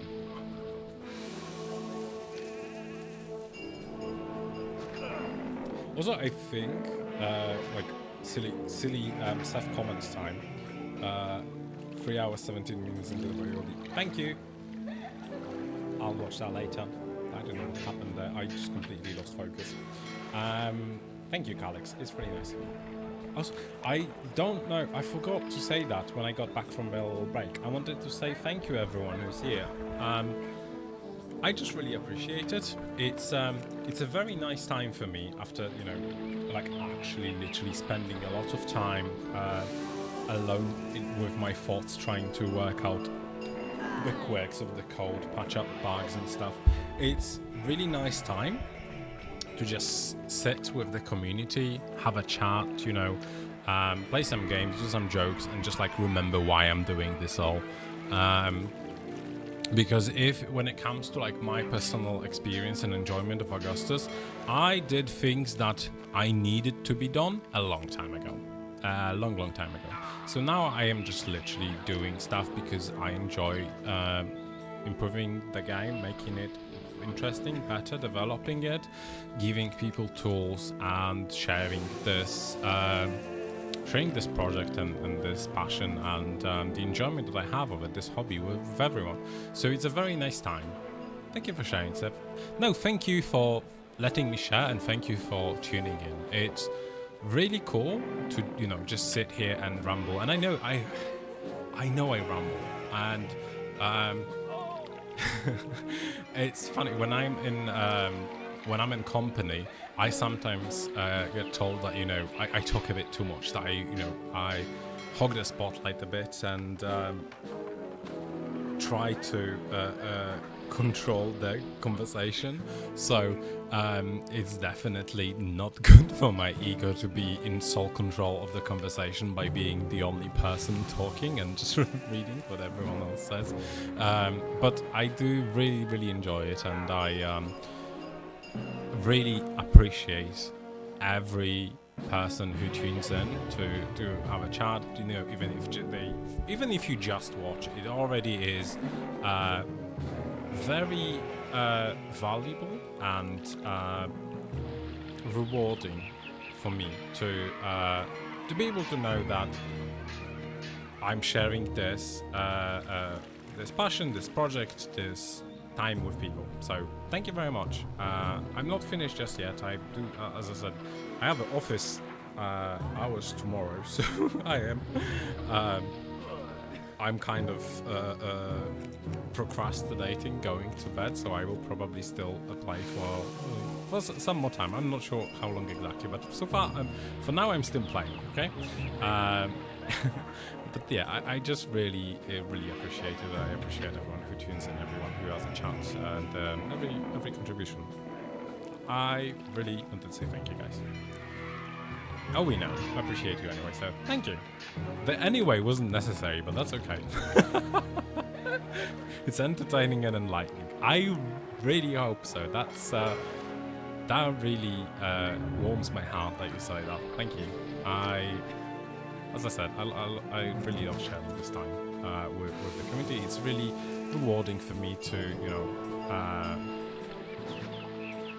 resurface from the cold mines and have a chat to people and see, you know, and experience the changes that I implemented. Oh, this silly little tent doesn't want to get the water. There you go. Let's do it like that. Can you get the water, please? Evolve. I beg it. There we go. Great. Woo. Yeah.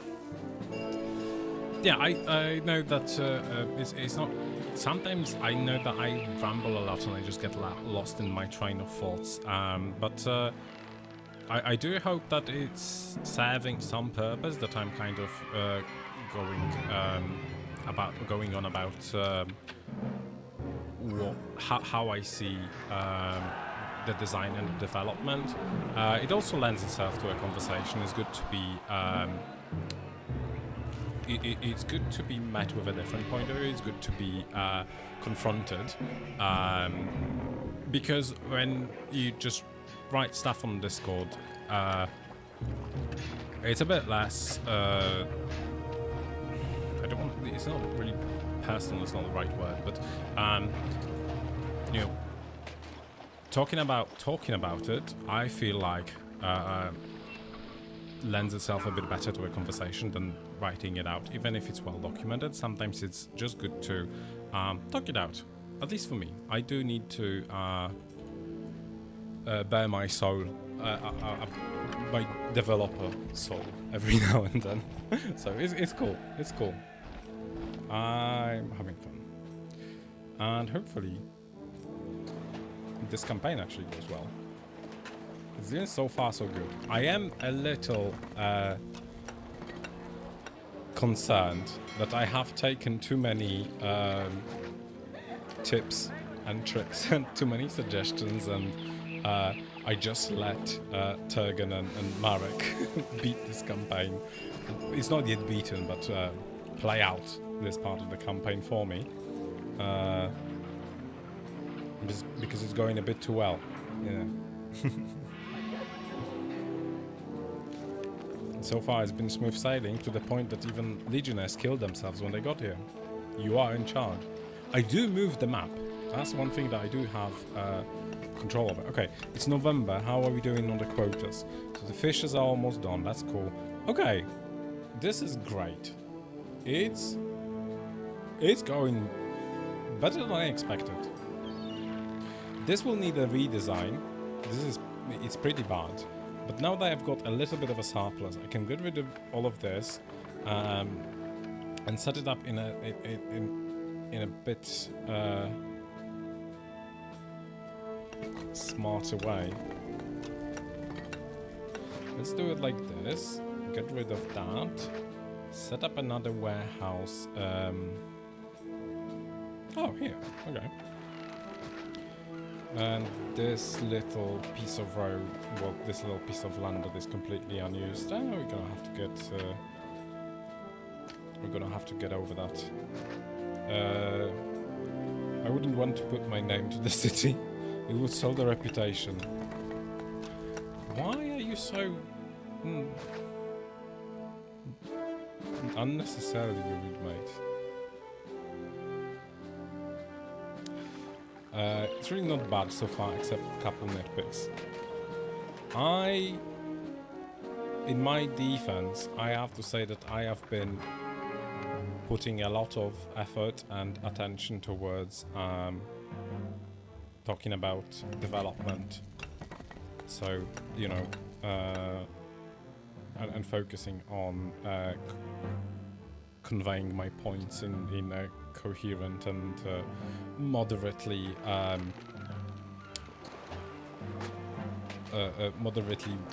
well-spoken manner.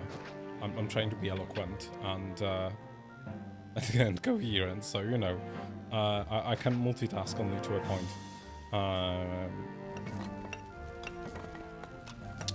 Righty. Still short on employees, but as soon as this block fills up, we should be good. So then I should have enough workforce to send to some. Oh, so favor is rising. That's very nice. So let's set. No, okay. Let's leave the salary where it is. It's okay. So these guys.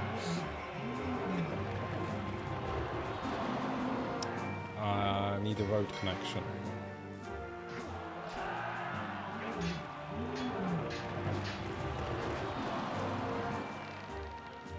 These market ladies will now go to this granary as well. It's okay. We'll manage that. I don't think it's gonna break anything here right now. It would be following the suggestion that Mari gave. So it's okay. It's part of a character, I have to say what I think. It's not rudeness when it's honest, right?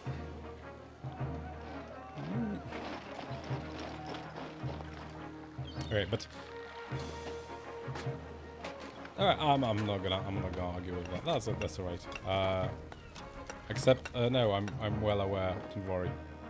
Alrighty, good. Sure hope so. Okay. I would speed it up, but I am concerned about getting things out of balance. This unemployment, how much room do we have in the city? Room available for 810, so we should be well sorted. The food should be okay. Okay. Are there more fishing spots that we could utilize? This one sucks. There's one here. But yeah, these are the two walls that I had a look at before. Okay, so I think to increase, to reasonably, yeah, okay, not invasion. Let's watch them kill themselves. To reasonably increase the fishing capacities, I would have to utilize either this spot, which is a bit far away, so I don't love it. This one is, I don't see any reasonable way to access that with more than like few wolves. So what I would be aiming for is this spot here, which has 1, 2. I would really eat a cheeseburger. I'd love a McDonald's cheeseburger right now. But here's a couple of spots that we could use. So let's have a look for a reasonable bridge spot. That works. Cool. Is this one usable? Is this food? No, Pat. No, what was the meme? Is mayonnaise an instrument? That was it. There we go. I still have a few grey cells banging on about in my brain.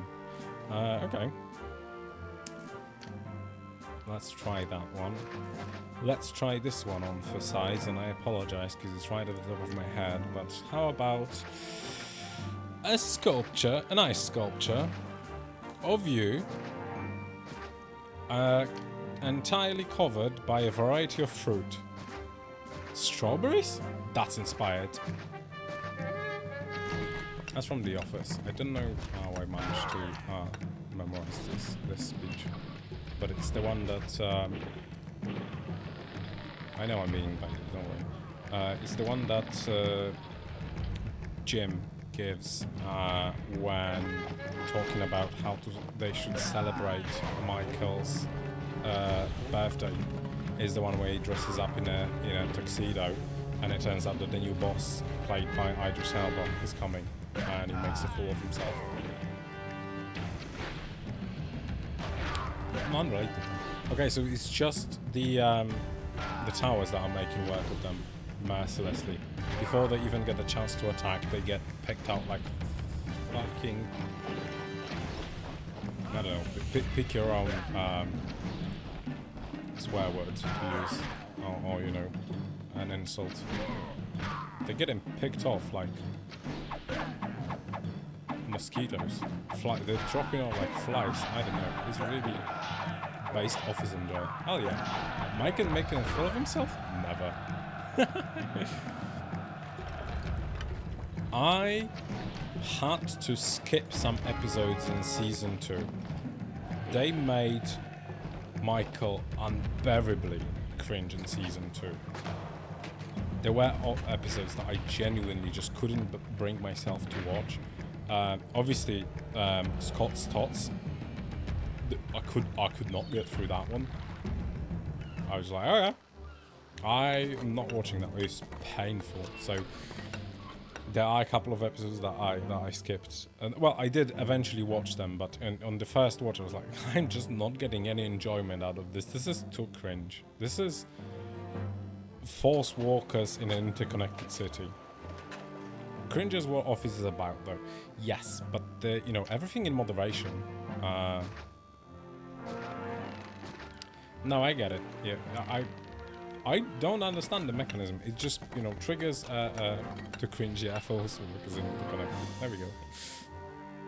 Yeah, so there are some things that there's a saying in Polish about it. What's how it goes? Za dużo to I coś tam nie zje.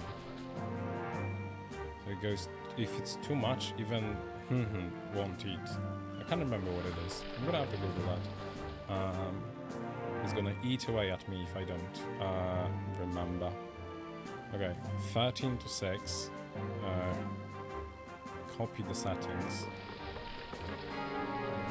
Unemployment, back at it again. We need to bridge to the other island as well. But where? How do we do that? We could go from right. So the intended path, I assume, is... Aww! If we get a bridge from here, no.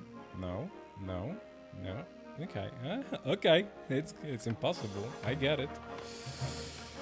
I get it. It hurts, but I get it. Oh, so this is the fishing spot. This is the thing. This is the secret spot for fishing that your friends don't want to tell you about. And I have to get rid of this shipyard. The requirement anyway is to have 3 shipyards. 1, 2, 3. 1, 2, 3, 4. How many people are in my store?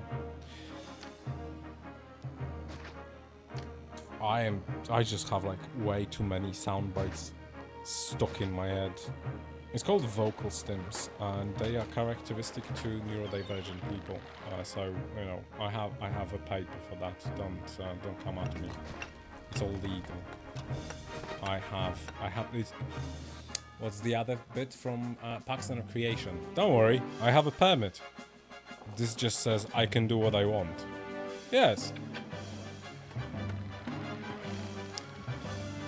Cool. Get rid of this. Set up another. I have spent a fortune on bridges this year. It's a good year for bridge making industry. I get that comparison. Thank you. Now I can relate. And it's a piece of toilet paper is written. Was it a piece of toilet paper? I thought it was just like regular, like a white post-it note or something. That's not a license paper. Oh, you have a license for that? Just a scrap of paper, yeah.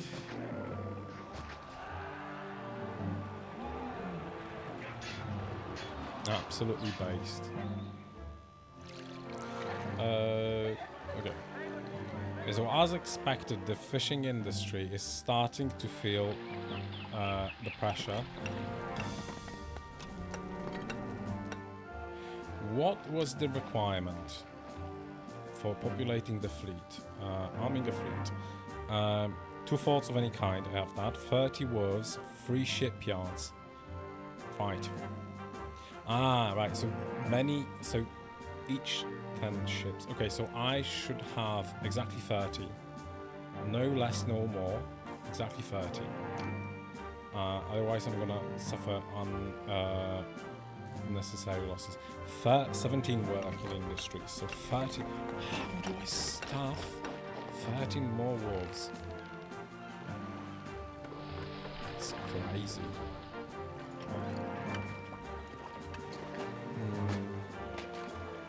I am gonna need more everything. I feel like this map is just taking me into all of the directions all at once. That's it. That's the challenge with it. Activate the lobes stuff. If I had them, mate. If I had them.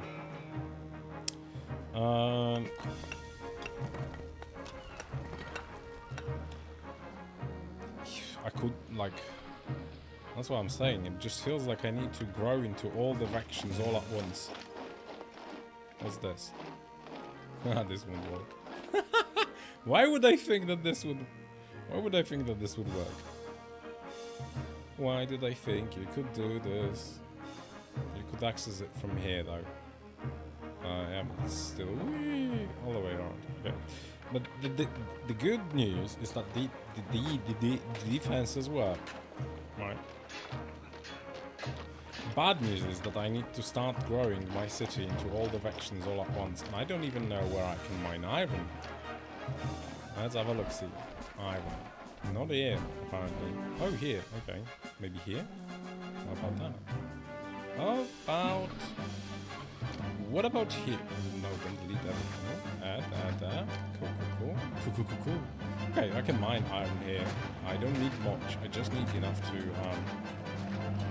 make the weapons. So that will be okay for me.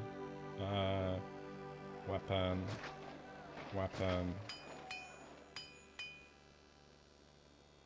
This won't fly. I honestly don't care. It can be here.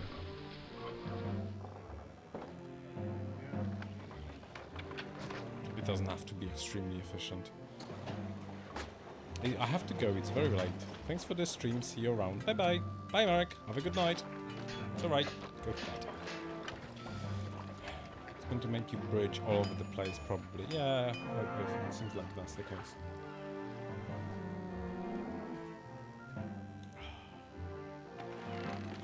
My main concern at the moment is that it feels like I'm going to have to build another block. There's no moi. The city housing has room available for 500, but the lack of housing prevents immigration. I assume that this means that I'm going to have to wait for the natural growth of the population. So I'm going to have to pray to Venus probably for that. What's worrying is that the finances have fallen considerably. Yeah, 3k, but most of it has been construction, so I'm hoping that as long as I don't throw away the few remaining denarii that I have left in my coffers, then I will be able to maintain a positive balance in the books. The employment is a problem, and I probably won't be able to finish this map in this playthrough. I'm probably going to have to reset, but I now have a pretty good understanding of what's the goal and how to approach it. And we fell into that. Oh my days.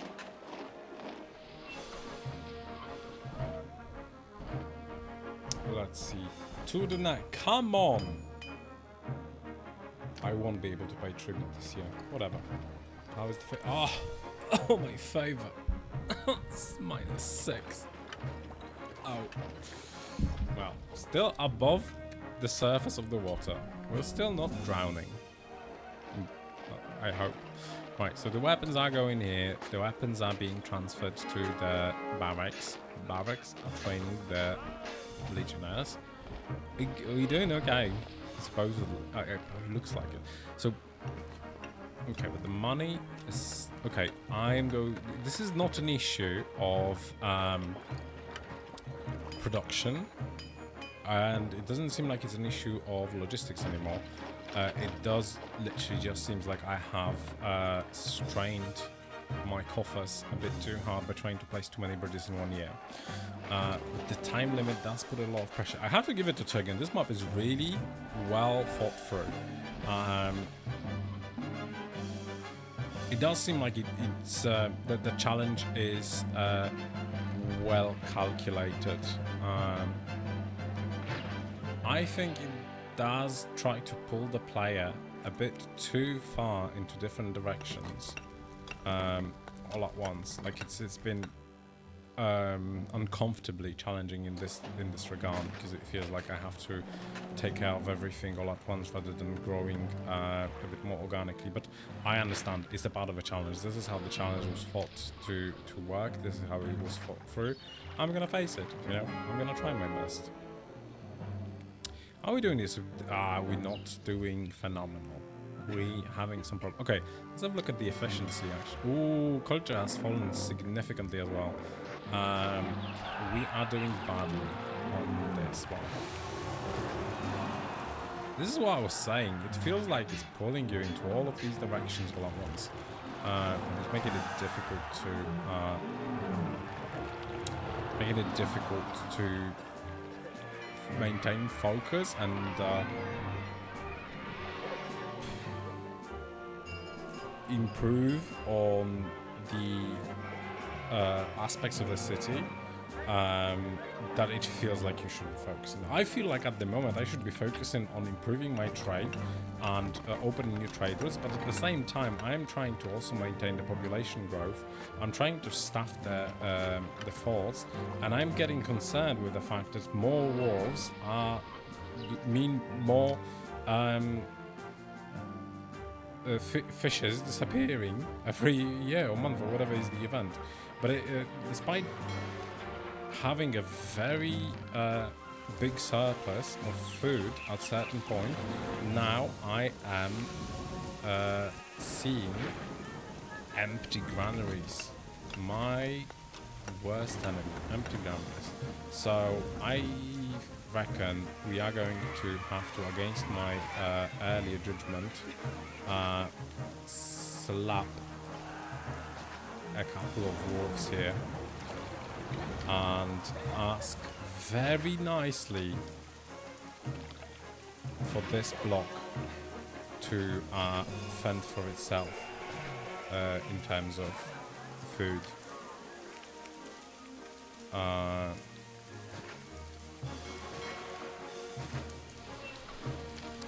Not great, not terrible. What I'm gonna do is I'm gonna accept the prefects and engineers here to not have to set up additional okay, we can do it like this. To not have to set up additional stations because my unemployment is already very strong. I'm lacking employees left, right, and center. So fingers crossed. Is this covered? Yes. Okay. Yes, it is. What I was supposed to check earlier, commerce efficiency. So these are new ones. They will be doing terribly. That's fine. These are quite efficient, except for that one, which is hauling in 87 every month. It's not terrible, but it's definitely far from ideal. Should I just replace it? No, I don't think so. These should be doing terrific. 120, 133, 140, 120, 80, and 75. This one's lacking. It won't get better, I don't think. I think it's just a bit too far. But this granary is absolutely blooming. It's full. It's it's overflowing. Brimming. I don't know.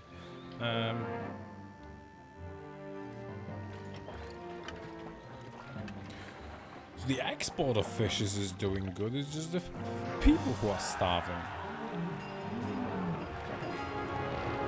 I mean, interesting development.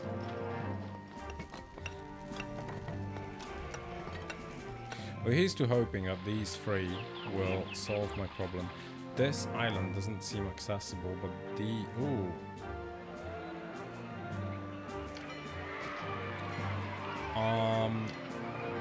Here, these places could potentially be decent. Well, I'm gonna see how these wolves are doing after a year. I fear that they might be a bit too far. And if they are too far, if they're not doing at least like 100 each, then it would mean that that there's no point in putting extra wolves here, unless it's just to meet the number of wolves goal. So these are doing 90 now.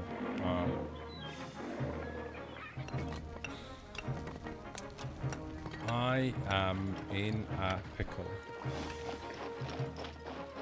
I don't feel like it's going to solve my problem. I feel like the answer is elsewhere. Can I import food?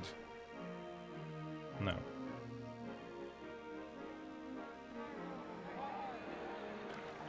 I mean, I could move it away from here. Maybe that is an answer. But I can't even connect it to this place. I will go all the way around.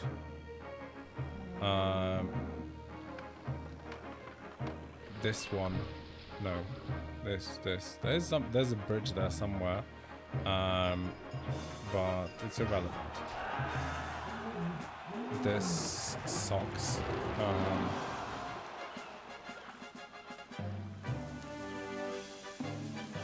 This is a very precautious position, to say the least. I am not very not happy. This, I would like this, but I don't even have them. Okay, you know what? Let's do a block here already. Let's make a new block here. Let's make them fend for themselves from here. Maybe this way would be better, actually. This is a lot of... Be ready. Yes, I am ready. Come on. Come and get it. Come and get it.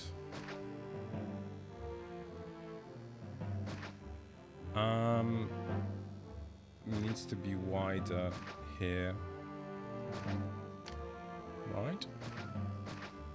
Am I right? Or am I wrong? Here. Oh, slow it down, fellas. This is not a race. It's a marathon, not a sprint. How long is that? 22.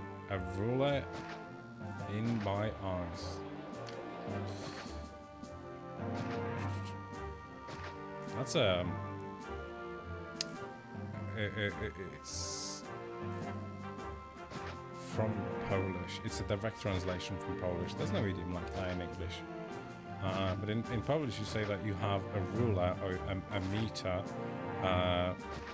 Ruler is probably a better translation. You have a ruler in your eyes, which means that you can eyeball these distances very efficiently, and you can do it at a glance, and you are always right. And so Paul say that you have a ruler in your eyes. That's quite a skill.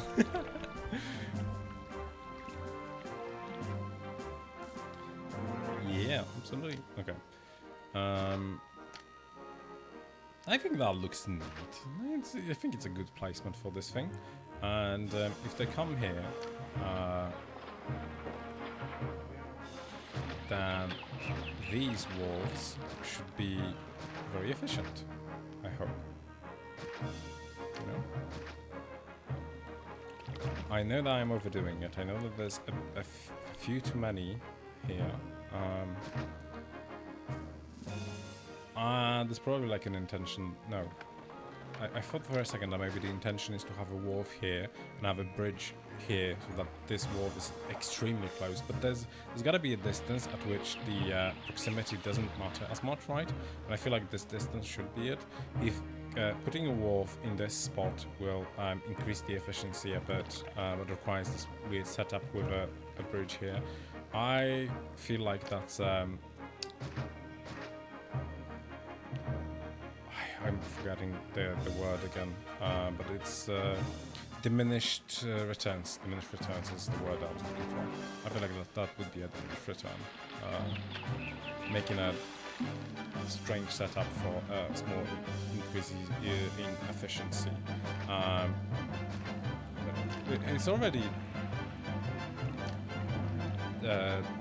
stretching my comfort.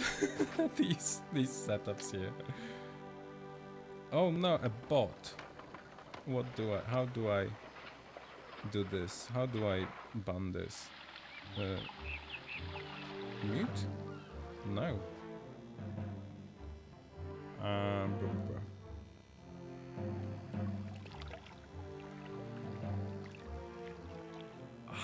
I don't know how to ban kick people from people. I don't know how to ban people from the chat. I don't know if I can do it in OBS or whether I would have to go like chat settings, show mod icons. Sure. Oh, okay. Delete message. Ban. Oh, there we go. Let's go. What do I always say, huh? You live, you laugh, you learn. Today, I learned how to moderate my own Twitch chat. I learned how to ban people directly from OBS. Isn't technology phenomenal? This is what the Romans would have wanted. They would have wanted us to have nice things like... Okay, I know the legions are coming. Give me a second, okay? I have stuff to do. I swear, just like absolute disrespect. So I don't need this to be this. There we go. Okay. A granary. This is... Oh, what a placement. Oh, what a beautiful placement this is. Nobody here. Nobody but them. Oh, okay. It won't work if I do it like that. Let's have a look at this from a different angle. If I got rid of these and put a road through... No, it won't work either. This is a bad placement for this granary then. Let's listen to some more music while I try and figure out a decent placement for this granary. So maybe it doesn't have to be a roadblock. Maybe this isn't the place to utilize this wonderful functionality, and it can just be a regular building that they can pass through. Go to the prefecture, please. This one is already pretty far. I can link it back here, hoping that maybe this is a shortcut. I don't actually know if it's going to be a shortcut. Well, we'll figure it out along the way, right? It's the friends that we made along the way. It's the things that we learned. This sucks. It just doesn't feel like it's gonna be good. A good setup. Okay. We'll see. Okay. Let's go back to the previous strategy. Let's get them to be shooting at the enemy legions. So just take the fight here. Are those invasions increasing in size? 'Cause it doesn't quite seem like that. Okay, no, they have. This is 2, 3. This is 3 legions now. That invade cohorts, however you want to call them. Freedom is 16. Spirit of Mars. Mars is still on our side. That's crazy. We still have the favor of Mars affecting the outcome of these battles. I thought that would have passed a long time ago. I haven't had any festivals for Mars or anything like that. Emperor's Respect. Oh my days. They were right. This is the worst. This is the worst day. They were right all along. If you just spam towers, it's easy. That's why I don't like it. It just feels like towers have won every single skirmish that I have gotten into. And I didn't even put that much thought into their placement. I just kind of plopped them along the road. So doesn't feel very rewarding. Also, these don't need to work anymore. They're just snubbing my employees, which they don't need to be doing. How are they still starving? Guys, there's food here. Okay, we need to move some food along the way because they are being very silly and starving. Peasants, why are you starving? You shouldn't be starving. So let's move food in the other direction.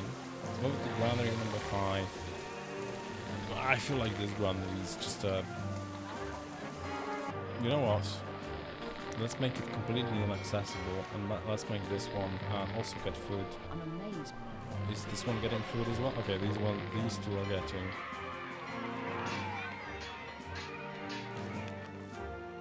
Stop starving, for God's sake.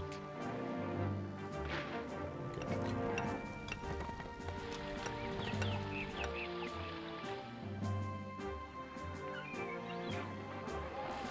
Ah, okay. There we go. Now that's better. Oh, almost made it accessible for caravans, and that would have been a travesty. Put a market here. Some temples would be nice.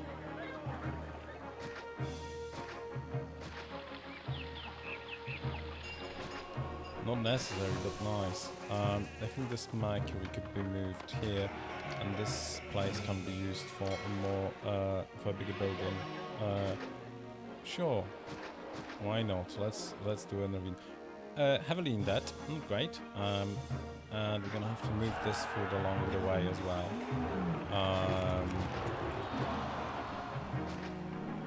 I don't know where to even move it.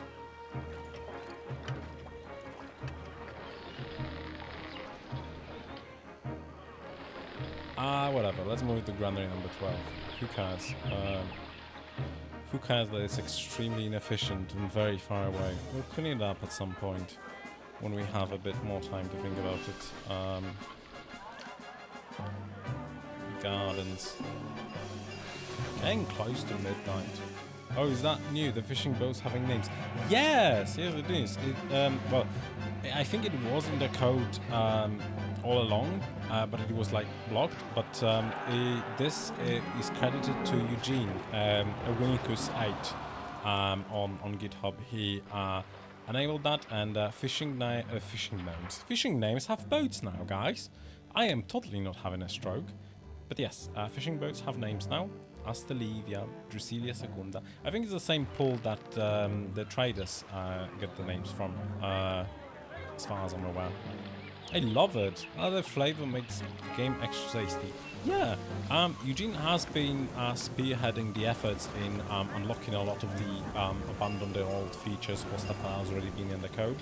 A lot of the new flavor texts added. Like the ones that you have in the small temples, like this one that says merchants worship Mercury to safeguard their wares. When Mercury is angered, everyone's profits are endangered. This is also the flavor text enabled by Eugene. Again, it was in the code already.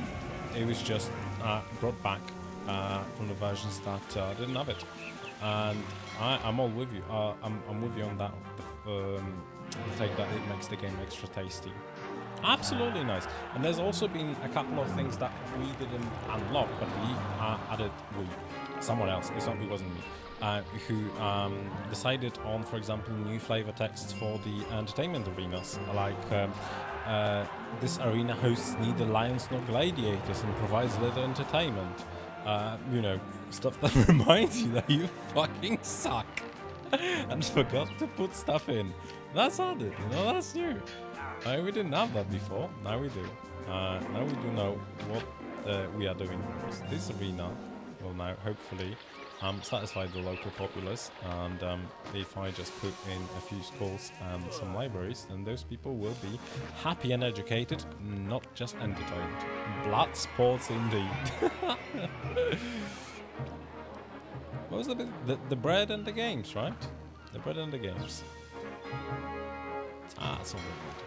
So favor is dropping like a stone. I have been going in debt. I have been wasting money. It's December. How are the trade routes? Well, the trade routes are at capacity. I just need new trade routes. That's it. The only thing that I am not fulfilling 100%. Okay, so I think the Catania will have to be enabled. The only thing that I am not doing 100% of is sand, which doesn't really matter all that much. But I can still take care of that. Emperor's Anger. Yeah, old man. Whatever. Okay, boomer. I do need to dig myself out of this hole. Neptune, save us. Please. Taxation is not an option. How are we doing on the wharves? Are we anywhere near? 28. Okay. Two more and we are in.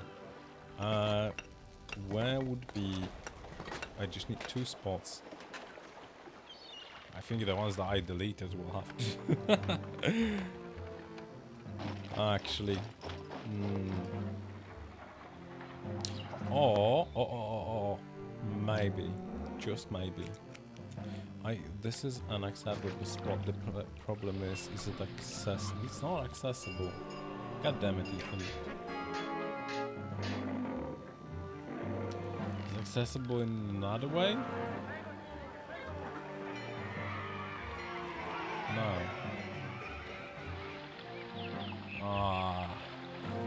Bloody hell. Here. Found it.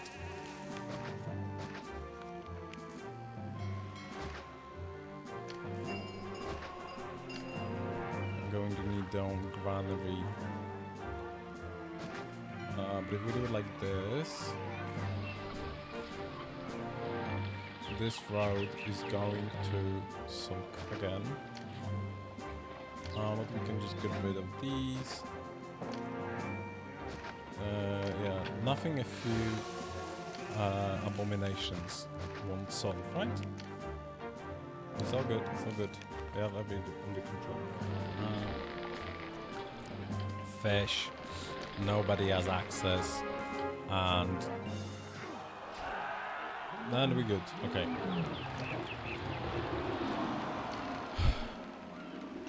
Can we get a blessing, please? Oh no, we can't get a blessing because we are far behind in the favor of the gods.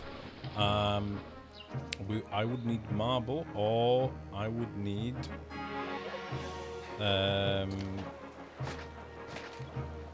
temple spam. And here's the thing: in most cases, I wouldn't do it. I don't like it as a solution.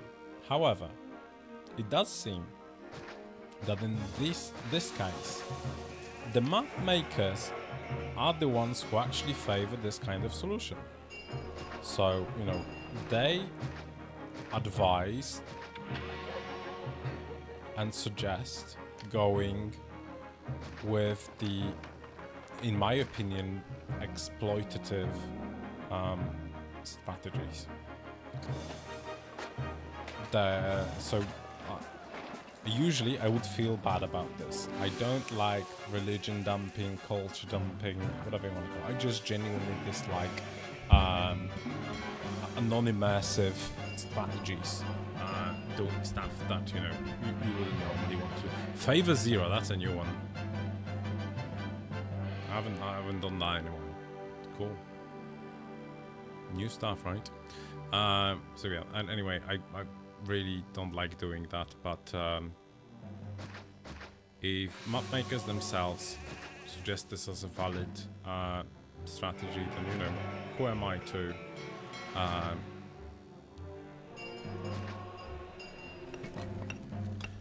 stand against them? If they say it's fine, it's fine. But achievement unlocked with 0 favor, right? This is. I need to spin this, right? I need a spin doctor.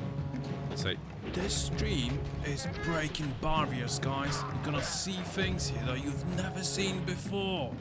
We are doing we are pushing the boundaries, achieving things that no one's achieved before. Like 0 favor. But 100 peace. The Empire has never seen a city this peaceful before. Yeah, except all of the invasions from Caesar happening on a regular basis. You know.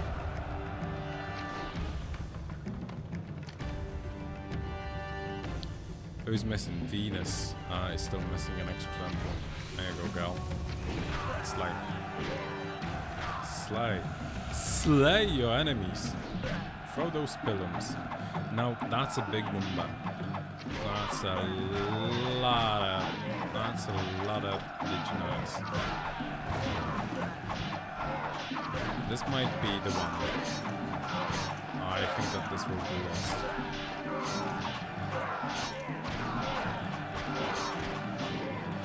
Yeah, I was too cocky. For sakes. Look at them, what are they doing? Diamond, yeah, it's scary when they start. Look at this. How many are there? They're phasing through dimensions.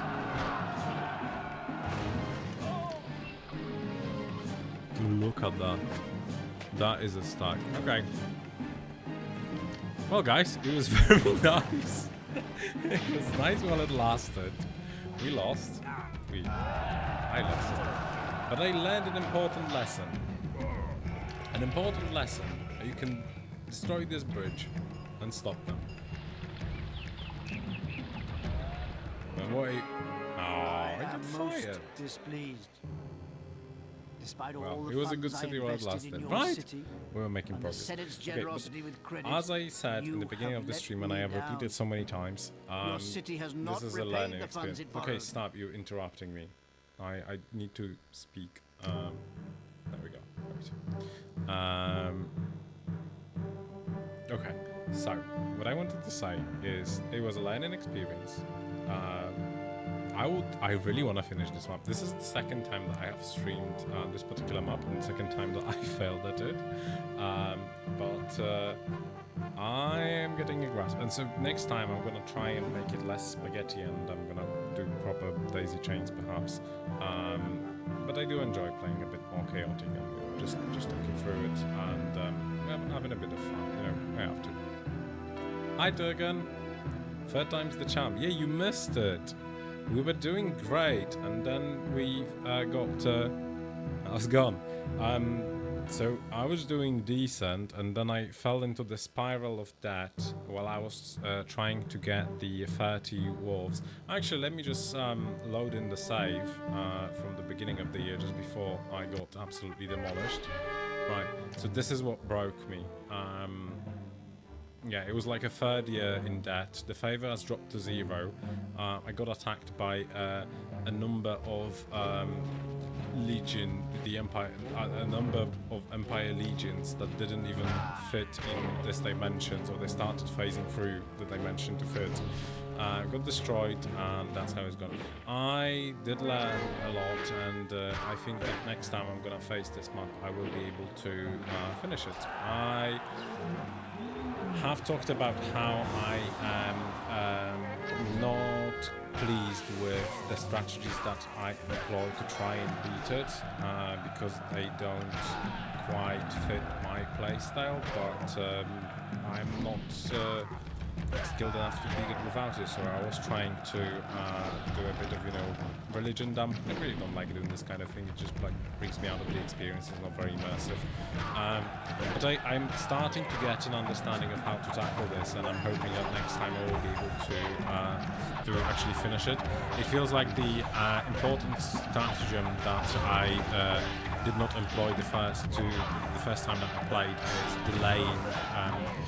Hold on, this is too loud. I'm not hearing my faults. The important stratagem is to delay the workshops and allow your economy to get a little bit of spring in its step just before you start building up the army and the legions. It seems like getting 50 culture to get a little bit of a favor boost is not as difficult as I thought.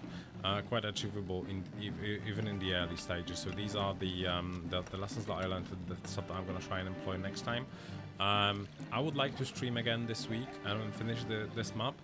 When you went away, I did compliment it. I really like the challenge that it poses, even though it's difficult for me in particular because I feel like it throws a lot at the player.